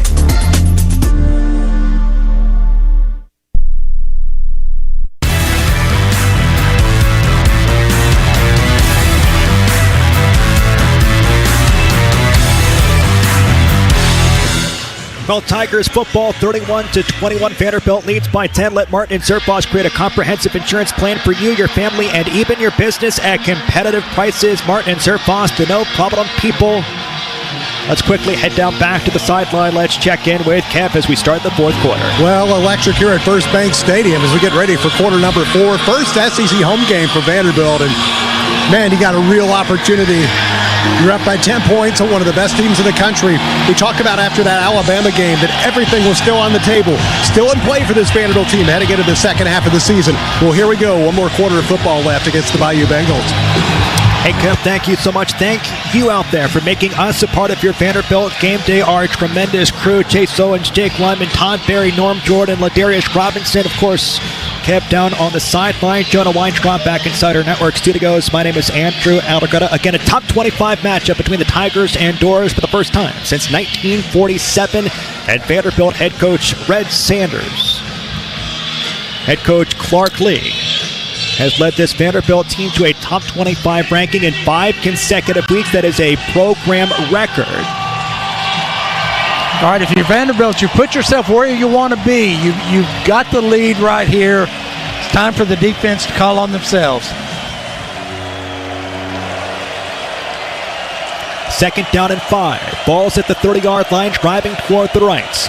Running back is Durham. Drop back here for Nussmeier. He throws left. It's caught by Green. It's a first down at the 40. Breaks a few tackles and dropped just past the 40-yard line. Green is so dangerous. A 12-yard pickup tackle by Matthews. Yeah, you watch LSU's film from the first of the year to right now, and Green has become such an integral part of this offense because, as I said earlier, he plays like a wide receiver. On first down and 10, it's Durham, the running back. Green's in motion right side of the line. Minus 43 for LSU. Vanderbilt shows blitz with Fontenette. There's the snap. It's a handoff. It goes to Durham up the middle, picks his spots, and picks up 4 on the play. Vanderbilt was trying to blitz with Fontenette to get to Nussmeier. Corday Sidor makes the tackle. Yeah, that's one thing that played in Vanderbilt's favor right there. They did bring pressure from the outside, but you didn't have to respect Nussmeier pulling the football because that's not what he does. That's not who he is. 2 wide receivers near sideline toward the right. It's second down and 6 at the minus 47. Vanderbilt shows blitz. There's no safeties back at the moment. And believe me, Nussmeier sees that. And he checks. He talks with the line of scrimmage. Vanderbilt bails out of the coverage. A drop back for Nussmeier. Throws near sideline. It is bobbled and dropped by Brown. Good coverage by Mark Davis. Well, so far in this game, no turnovers. Let's see if Vanderbilt can dial one up here. Plus 1 sack so far for Vanderbilt. It went to Coots. Yeah, Nussmeier's had several throws today that have kind of floated. And right there with Davis playing corner, he was the first one to break on it hard and make sure there wasn't a catch. Third down. 4 for 7 for LSU on third down here today at midfield. There's the snap. It's a handoff middle. Good play call. Durham's got it. Uh-oh, look. He's got speed in space at the 20, at the 10. Vanderbilt is chasing. Tackle is made inside the 5. Jordan Matthews is going to get there. That is a second huge play offensively for LSU for 51. One went for 62. This one goes for 51 very quick to the line of scrimmage. Vanderbilt by 10, but knocking on the door here for the Tigers. It's Durham in the backfields. There's the snap. It's a handoff for Durham up the middle, looking for space. He gets pushed back. He's down at the 1. A ton of fighting near sideline. It is Brown all over Davis. Goodness, there's been a lot of that here today. A lot of it from the Nashville kid, Barryon Brown, out of Pearl Cone. But if you're Vanderbilt, you don't get sucked into that. That's right. Clark says all of the time, you can't chase the emotions of a ball game. Goal to go from the 1. A lot of subs offensively here for the Tigers as well. Brown is very slow to get off the field. They've got to call a timeout. Brown was taking forever to get off the field, and Kelly's going to be incensed at that. Anderson was trying to sub on. Brown was taking forever. And the Tigers, early on in the fourth quarter, have to take a critical timeout. 31-21. This is a huge spot, Norm. There's a timeout on the field, but don't forget, a week ago, the Tigers had 3 chances on the 1-yard line. They came away with 3 points and 2 turnovers. Massive spot. Back in just a couple of seconds. Vanderbilt by 10. Goal to go from the 1 here for LSU on the Vanderbilt Sports Network from their field. Mr. Commodore, better known as Mr. C by the black and gold. He commands the campus, leads the charge down the Star Walk, and motivates the Commodores to anchor down. Ford also has a fan favorite, Ford F-Series, America's best-selling trucks 48 years straight. Drive F-150, proud sponsor of the Commodores at your Tennessee Ford dealer, based on 1977 to 2024 total sales. I'm on Deadman's Bend at midnight when my gas light pops on. I see a gas station ahead. Just my luck. Or is it? I walk in. The attendant lifts a bony finger towards me and croaks, "You want a Halloween jumbo bucks?" I whisper it terrified, "No." And as I leave, he asks the lady behind me. She says, "Okay." And then, she wants $75,000! Scare up some cash with the Halloween Jumbo Bucks Instant Game. Only from the Tennessee Lottery. Game-changing, head-raising fun. Please play responsibly. No other place has a story like Nashville, and no one captures the spirit of Music City better than the new Omni Nashville Hotel. This stunning 800-room hotel offers the perfect blend of Southern charm and urban sophistication in the heart of downtown. The hotel's 5 on-site culinary and entertainment venues reflect the authentic flavors of Nashville. Amenities include an on-site business center, spacious fitness facility, and a stunning outdoor pool deck with panoramic views of downtown Nashville. And don't forget Omni's signature Mocara Spa. Get ready, Nashville. This is like nothing you've ever experienced before.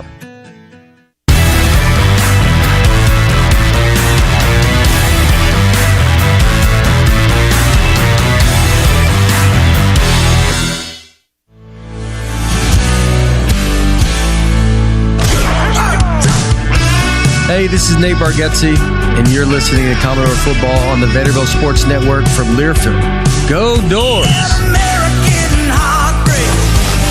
Goal to go for the Tigers on the go. And want to stay connected to live college sports anywhere in the country? Download the free Varsity Network app available on Apple and Android. With new features this season, it's easier than ever to listen live and keep up with your favorite teams. Don't miss a moment. Get the Varsity Network app. Quite the chess match between a teacher and students, although at this point, Clark Lee starting to become the master. Brian Kelly, the head coach at Notre Dame, the all-time winningest coach at Notre Dame, had Clark Lee as his defensive coordinator. They made it to the 2020 college football playoff before being knocked out by Alabama, and these two are going toe-to-toe here today in a top 25 collision.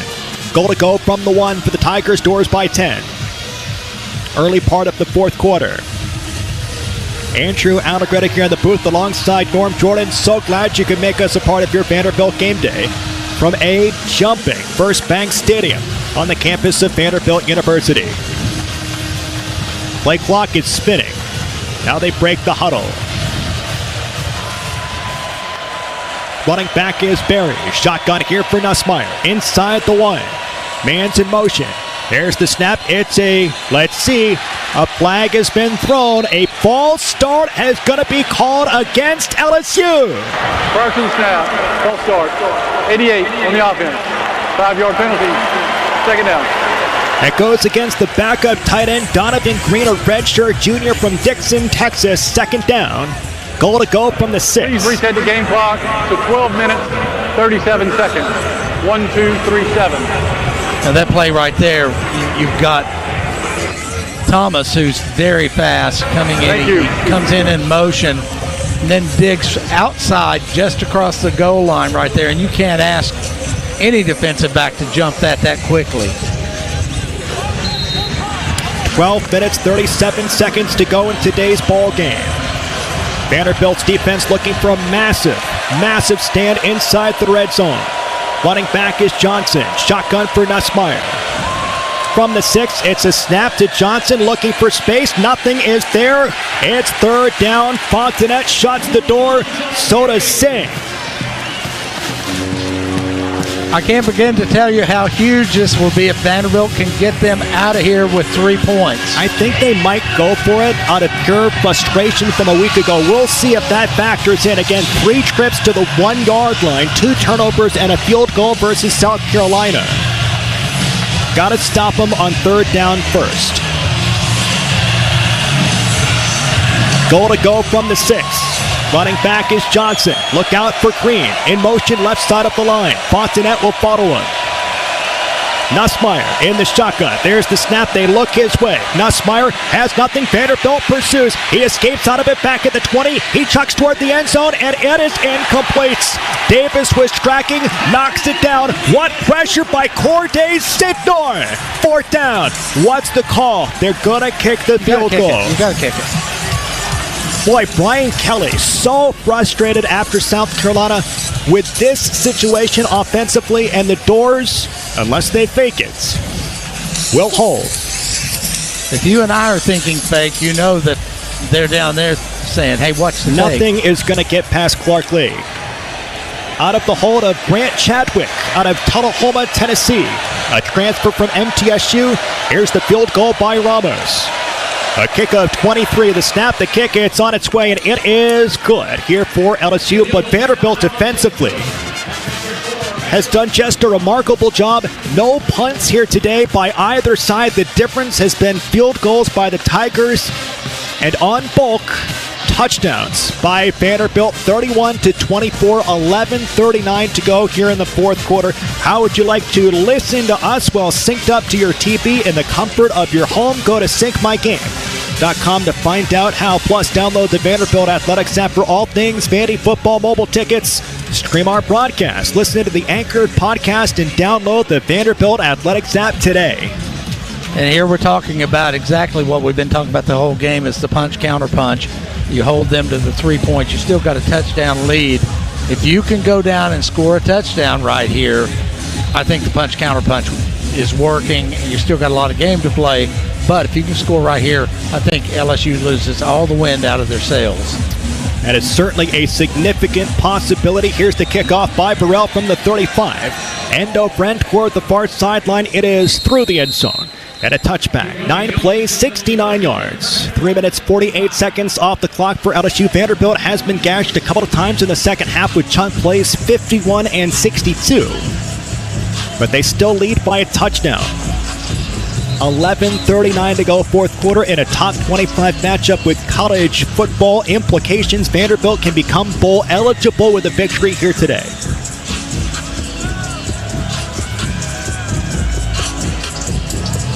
Still no Cedric Alexander for Vanderbilt in the ball game. Running back is M.K. Young. In the slot left is a Davey. On first down and 10 from the 25. He's in motion. There's the snap. It's a reverse back toward the near sideline. Looking for Richardson. He sidesteps one. A flag has been thrown. He's pancaked at the 30. We'll check the flag. Yeah, that's a hold.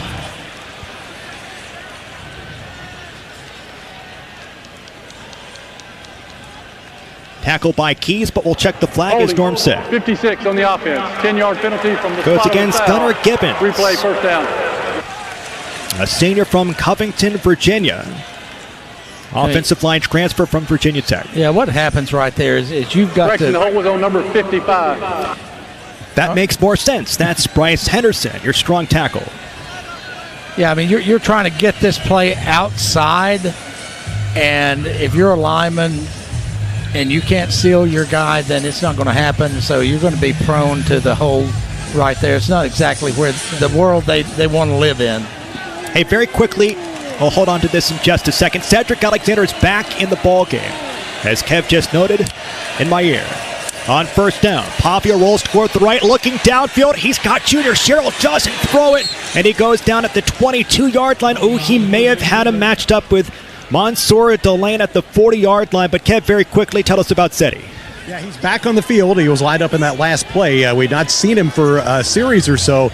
As I noted earlier, he went off with some medical personnel, I assume to get some sort of medical treatment or fluids. It looked like they were trying to get some fluids in him as he went toward the locker room. But good to see number 28 back in the lineup. And just goes right back to the sideline, Kev. Okay, we'll follow that down the stretch here in the fourth quarter. Running back is Young. Second down and 13 here for the Doors from the 22. Black uniforms for Vanderbilt. The Doors need the 35. Richardson's in motion. Pavia's in the shotgun. There's the snap. It's Pavia up the middle, tripped up. Good tackle. He adds some space. Boy, watch out. Like, if the officials want to throw the flag, you can throw some taunting flags on LSU. At that point, it was, let's see. The tackle was made by Woodland. Did stand over Diego Pavia. They talk about that a bunch, so let's pay attention down the stretch. I get that, but I like having a team out there that the other team feels like they need to taunt. I do too. Third down and 12. Ball's at the 23. Running back is Cedric Alexander. Once again, pistol formation. Now they flank him sidecar left of Pavia in the shotgun. 3 wide receivers near sideline toward the left. It's a Utah pass up the middle for Seti. They're ready for that. They clobber him at the 28-yard line. And that's got to be a flag. Right that's there, enough. Over the top of one of Vanderbilt's players. That time, it's Harold Perkins. At some points, and I know I have talked with officials. Here's your first punt of the ball game, by the way. I have talked with officials. They are guarded about making too much of something and then letting it become a volcano. But at some point, you got to sort of stand up for the situation. It takes one flag to stop all of this. And sometimes that one flag can erupt it. First punt of the ball game. Here's Haberer. From the 20-yard line, there's a spinner. Fair catch is called for by Thomas at the 30-yard line. So Vanderbilt 31-24. It's a punt of 42 yards. Brings us to a time out of the fields. Vanderbilt is going to have to check itself, right? Clark Lee talks all the time, don't chase the emotions of the ball game. At the moment, the team that is doing that is LSU. If Vanderbilt can play within itself, a good spot. Back in just a couple of seconds. Doors by a touchdown, 8:55 to go in the ball game. Back after this on the Vanderbilt Sports Network from Learfield. At First Bank, we've always been Vandy fans, and as the official bank of Vanderbilt Athletics, we're also teammates helping cheer on the Doors together. We're proud to add Commodore Pride to your wallet with our official Vanderbilt debit cards. Anchor down when you pay with Vanderbilt debit cards from First Bank. When 2 historic Tennessee teams join together, you get even more ways to bank on the Doors. Bank local, get more. First Bank, member FDIC. Today's game is brought to you by Barbasol Shaving Cream. Feeling great starts with a great shave. And a great shave starts with Barbasol's thick and rich moisturizing lather. Start your day off right with Barbasol. Turn up the volume and turn up the flavor with Tequila Mi Campo. Tequila made for those who choose to live louder. Mi Campo is crafted for utterly in-your-face flavor. Made with 100% Blue Weber agave. Aged in wine barrels for incredibly smooth taste. Ready for however you like to turn it up. Mi Campo. Live louder. Please enjoy responsibly. 2025 imported by Mi Campo Spirits. Canandaigua, New York. Tequila 40% alcohol by volume. He's got the speed. He's got room. He's going to score. No one gets you closer to the game than Sirius XM College Sports Radio. For the win. Got it! Let's go! Tune in for news, talk, and analysis from the offseason through regular season and into the postseason. We've got your team covered anywhere you go. Deep to center field. Oh, it's gone! Get a free trial at SiriusXM.com/College Sports Radio 2025.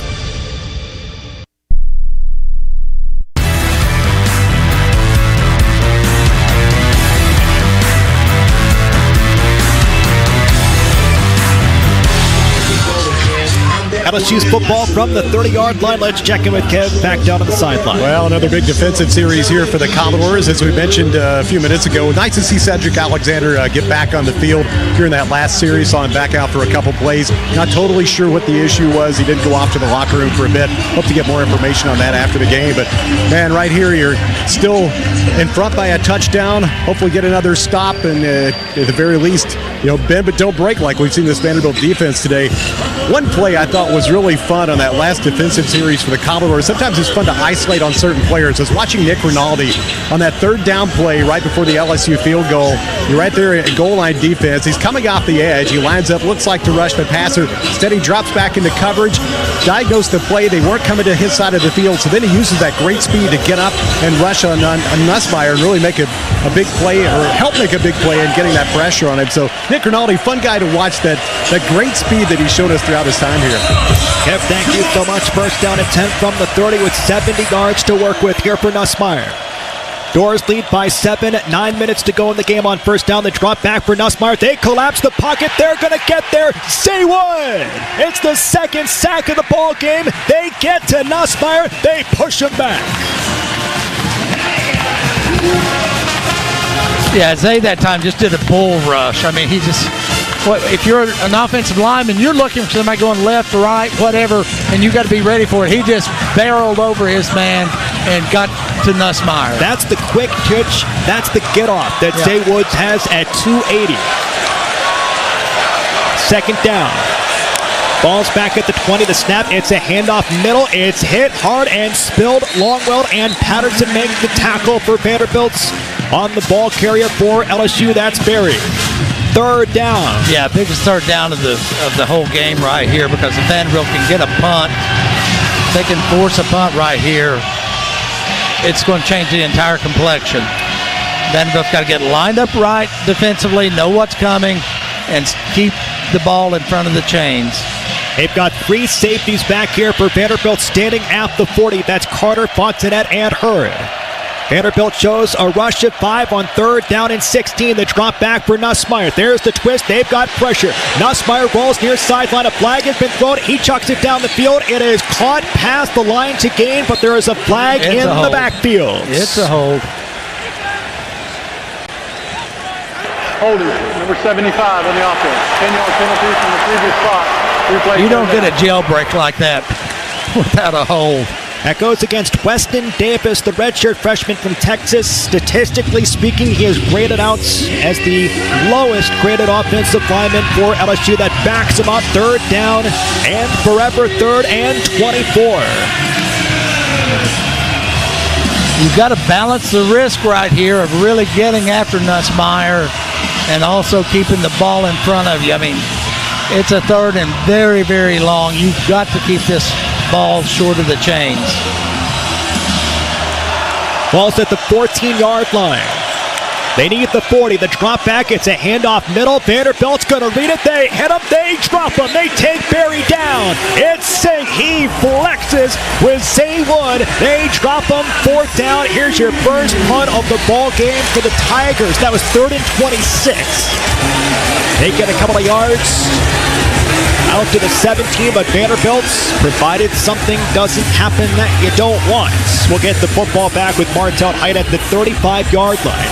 And 6:43 to go. The punt from Grant Chadwick, a transfer from MTSU out of Tullahoma. There's the snap from the 5. He'll pooch this one near sideline. Martel Height comes up, calls for the fair catch, and he makes it at the 43-yard line. What a chance. 6:28 to go after the 39-yard punt by Chadwick, who's been averaging 48 so far this season. We talk about Martel and his ability to make great punt returns and all that, but also having that ability to step up here and make a catch like that with no sweat. I've lost a lot. Yeah, I have sweated a bunch watching some of our guys catch the ball. Martel's good at it. Listen to First Bank Stadium as Diego Pavia, one of the greatest quarterbacks that Vanderbilt has ever had, takes the field with 6:28 to go here in the 4th quarter of a top 25 matchup. And you've got these Tigers on the ropes. Vanderbilt looking to beat LSU for the first time since 1990. In the backfield, Cedric Alexander, hip left of Pavia. Ball's at the minus 43-yard line. Man's in motion. Here's Stowers. There's the snap. It's Diego Pavia in the backfield. He is swarmed and destroyed by Pyburn, should say, at the 40-yard line. That's a loss of 2. Yeah, I have to believe that was a bad read by Diego. You've got an option right here to hand it off or to bring it around the end. I think Diego missed that and should have handed it off. It looked like Pyburn started to get sucked into the run, but didn't quite, and made the play. 5 minutes, 55 seconds to go. 2 wide receivers, far sideline toward the rights. Running back is Cedric Alexander, hip left of Pavia. Extra blocking here for the Doors with Cole Spence.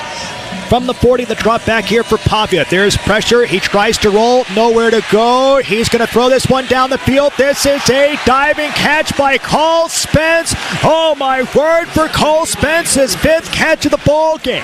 And it puts Vanderbilt in a 3rd and manageable situation instead of 3rd and forever. Yeah, short of the first down, but that's a whole lot better than it was going to be because it was going to be 3rd and probably 23 yards. Cole Spence had 3 catches coming into today. He's got 5 this afternoon against the Tigers. 3rd down and 6 for Vanderbilt. 3 wide receivers near sideline toward the left. One of them is Junior Sherrill. Slot left is Hoskins. Running back in the pistol. Now the shotgun is Cedric Alexander. Gets flanked out. Empty set for Vanderbilt. Ball is at the minus 47-yard line. 3rd and 6. The drop back for Pavia. He's got pressure. He steps up. He'll throw this one deep down the near sideline looking for Richardson. Bobbled and dropped incomplete as he tried to field it over his shoulder at the 20-yard line. 4th down. It would have been a great catch, but it was catchable. One of the things Vanderbilt has not done quite as much here this season is connect on the deep pass. Oh, goodness. Richardson was there just off the fingertips. Vanderbilt has to punt. And back at the 10-yard line is Thomas. Here's Haber from the 35. There's the punt. This one is spinning toward the far sideline. He'll let this one go. It checks. It skips into the end zone. And to the 20-yard line for LSU. What a stretch run, a kick of 53. Of course, it comes out to the 20-yard line. 4:40 to go. Time out of the field. LSU gets the football. Doors lead 31-24. Back after this on the Vanderbilt Sports Network from Learfield. Coors Light is cold lagered, cold filtered, and cold packaged for a smoother finish. It's got that crisp, refreshing taste that makes every moment cheering on your team even better. Plus, the mountains on the bottles and cans turn blue when your beer is Rocky Mountain cold. So you never have to guess if your Coors Light is ready to drink. So crack one open, take a sip, and enjoy the game. Coors Light. Choose chill. Celebrate responsibly. Martin and Zerfoss believes that insurance is the foundation upon which businesses and families build their futures. For over 45 years, our locally owned agency has worked with companies and individuals to build coverage that helps lower their risks. For all personal, commercial, risk management, and group benefits, call Martin and Zerfoss at 615-297-8500 or visit mzinsurance.com. Insuring Vandy fans since 1978. Never settle, unless it's into the electrifying BMW i4. Blend the lines of cutting-edge and classic with groundbreaking technology at your fingertips. Experience M-engineered precision while you twist around every turn.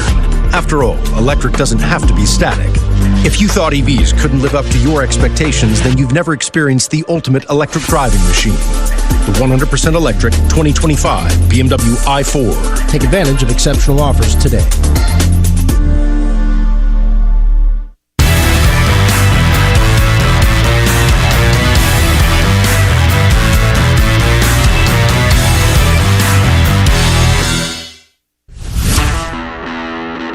This is Shay Ralph, head coach of Vanderbilt women's basketball, and you're listening to Commodores football on the Vanderbilt Sports Network from Learfield.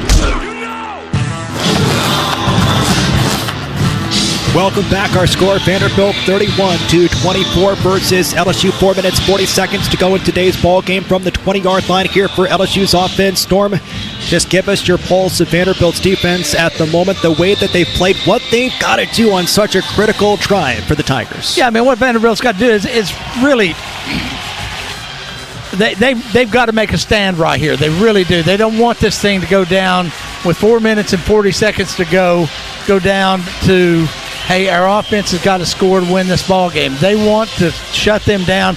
They've had great success lately of getting pressure on Nussmeier. If they can keep doing Donut that, Den is proud to serve fresh baked items in and around Nashville. Start your day with it's going to be good things for Vanderbilt. Not very erudite there, but that's kind of what it. I thought it was perfectly erudite,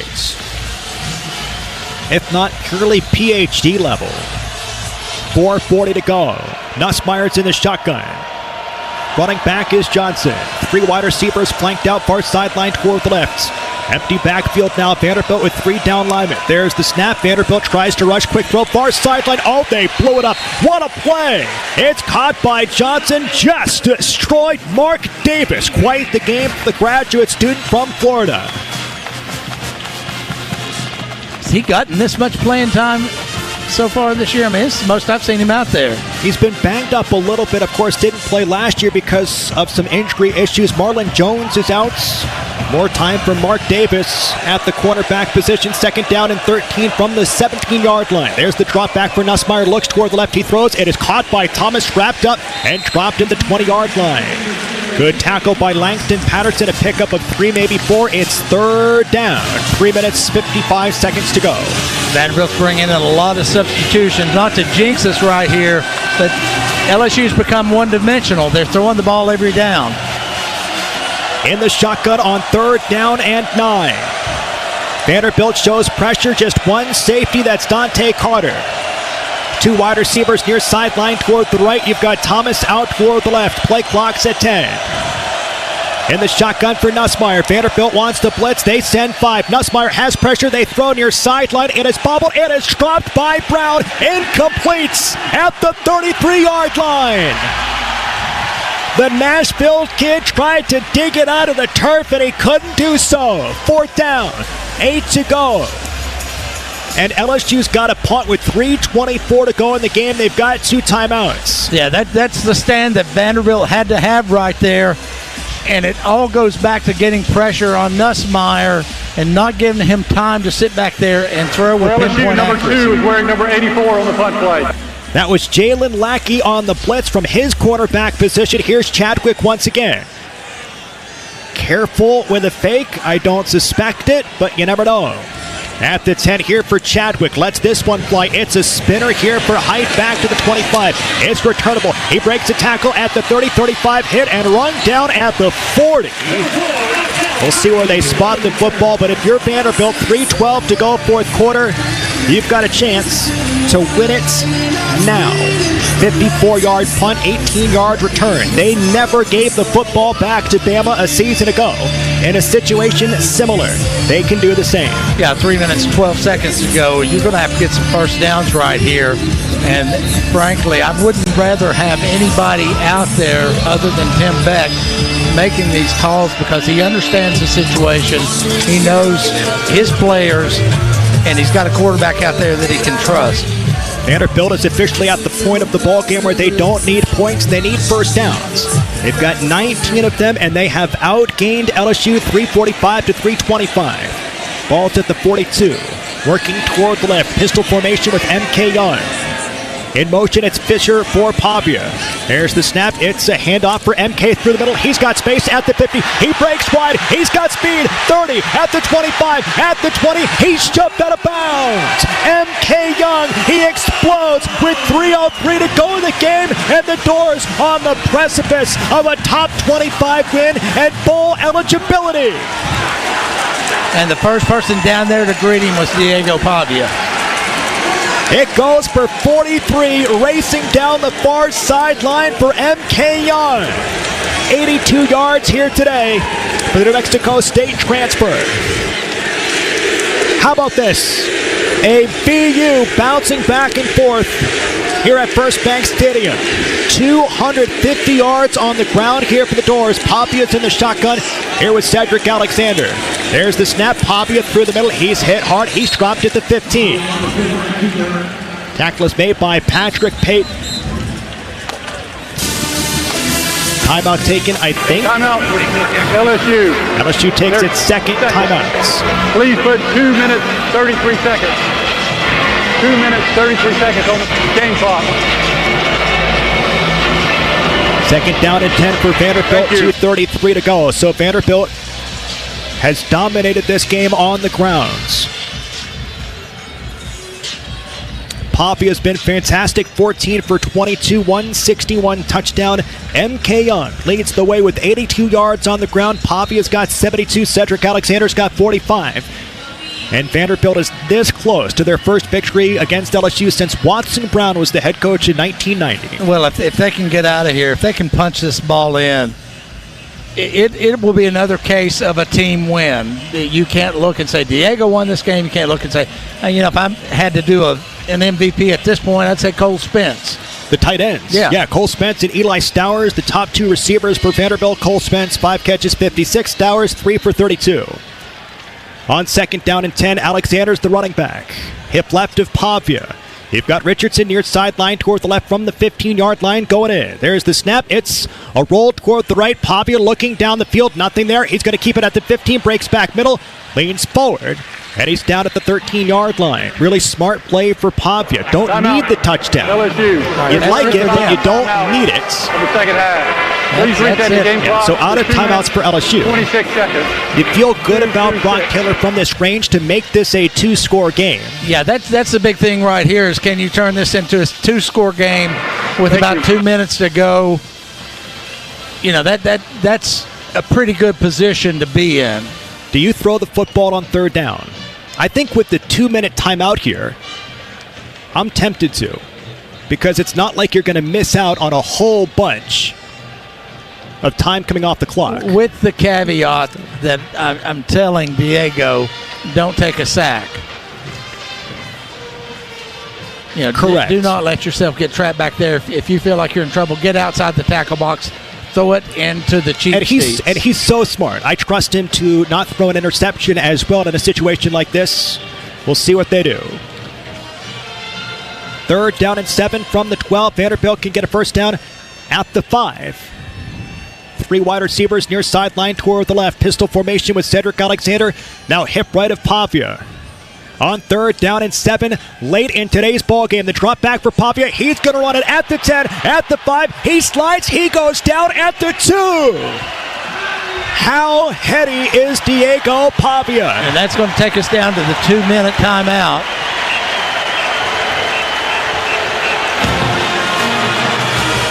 He slides at the 2-yard line. No timeouts left for LSU, and Vanderbilt will have first down, goal to go. 2 minutes left in the ball game. That should do it. Quarterback draw all the way. No, I want a touchdown right here. I want a touchdown. I want 14 points with 2 minutes to go. That's ball game. Yeah, if we score right here. No. It's ball game now. They have no timeouts left. I don't care. Okay. I want 3. I want 21 points. Time out of the field. We'll step aside. Come back in just a couple of seconds. 2 minutes to go. No timeouts for LSU. Vanderbilt by 7. Back after this on the Vanderbilt Sports Network from their field. The Donut Den is proud to serve fresh baked items in and around Nashville. Start your day with sunshine by visiting their location on Hillsborough Pike and enjoy some of their delicious items like donuts, pastries, muffins, croissant donuts, fritters, fresh brewed coffee, and more. All items are baked fresh daily on site. To start your day off with sunshine, make sure to visit the Donut Den at 3900 Hillsborough Pike or call 385-1021. That's 385-1021. The Donut Den, proud to serve Nashville.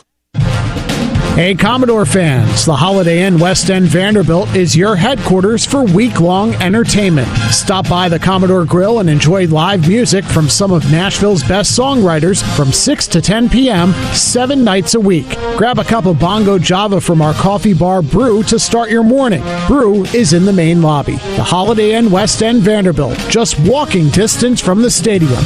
The game starts here. Oh, did you get us switched over to shelter insurance? Actually, I found a deal online. You did? Does your deal come with award-winning customer service? Oh, I'm not sure. Does the deal include a local agent? Doesn't actually say. Can we create a customized plan that fits our needs? Let's just call the local shelter agent. For insurance that fits just right, find a shelter agent near you. We're your shield. We're your shelter.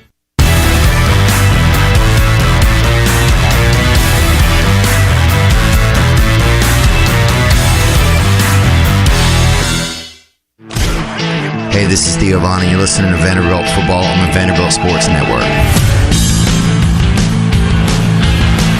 Vanderbilt's football at the 1-yard line. 2 minutes to go. No timeouts left for LSU. Let's head back down to the sideline. Set the scene. Quite the afternoon. Quite the crowd, Kev. Yeah, you can feel it down here now. You're 2 minutes away from beating a top 10 team and really the biggest win of the season for this Vanderbilt team. And watching some of the LSU fans, as we talked about, a lot of purple and gold in here. Some of them heading for the exits. But what a heady play by Diego Pavia on that last run. Taking it all the way down to the 2-minute warning. Stopping short of the goal line. And now you have a chance to maybe take this thing all the way to the finish line. What a win it would be. This is really fun stuff down here. Kev, thank you so much. Incredible stuff.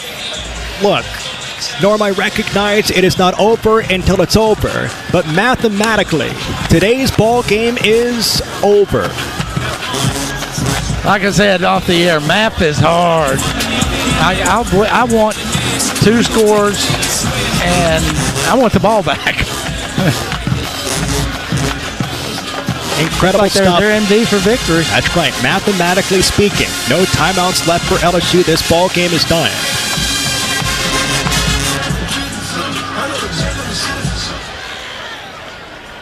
V for victory for Diego Pavia from the 1. He takes the knee, and the countdown is on. 1:56 to go in today's ball game. On the precipice of a massive victory that will take Vanderbilt to bowl eligibility on October 18th. That will give Vanderbilt a top 25 victory versus LSU. Their first victory against the Tigers since 1990. That will cement your Vanderbilt Commodores through the month of October as contenders for the college football playoff. Play clock is at 9. Vanderbilt 31-24. No timeouts left for LSU. Ball is at the 2.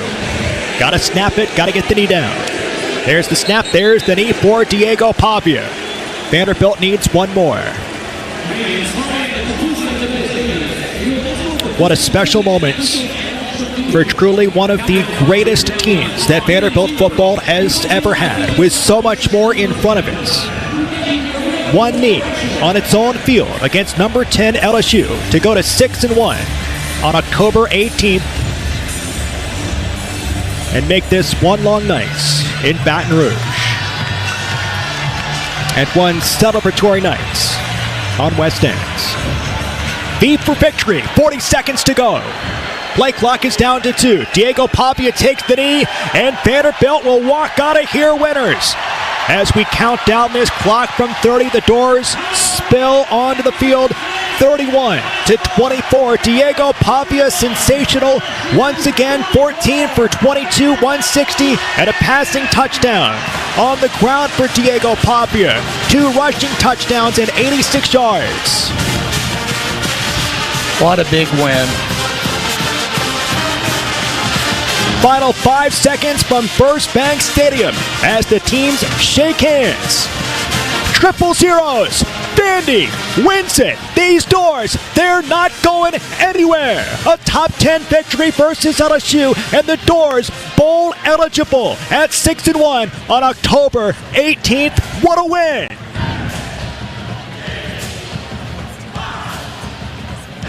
Incredible stuff. They knock off LSU for the first time. Yeah, since 1990 and remain locked in the college football playoff conversation. So happy for these kids. Such a special moment. We've got a ton to talk about. These doors, they were gritty. And outside of the opening field goal, Norm, the doors went wire to wire effectively against LSU. I think they made it 10-7. And then Vanderbilt countered and did not give up the lead after that. They scored 31 points, the most against the Tigers defense this season. They had 399 total yards against a team that gives up a grand total on average of 297. Quite the performance, and we'll soak in the music caught in Baton Rouge that bounces around First Bank Stadium. Final thoughts, Norm? We've got much more to do, but I'm just so happy for these kids. I mean, they put in so much work,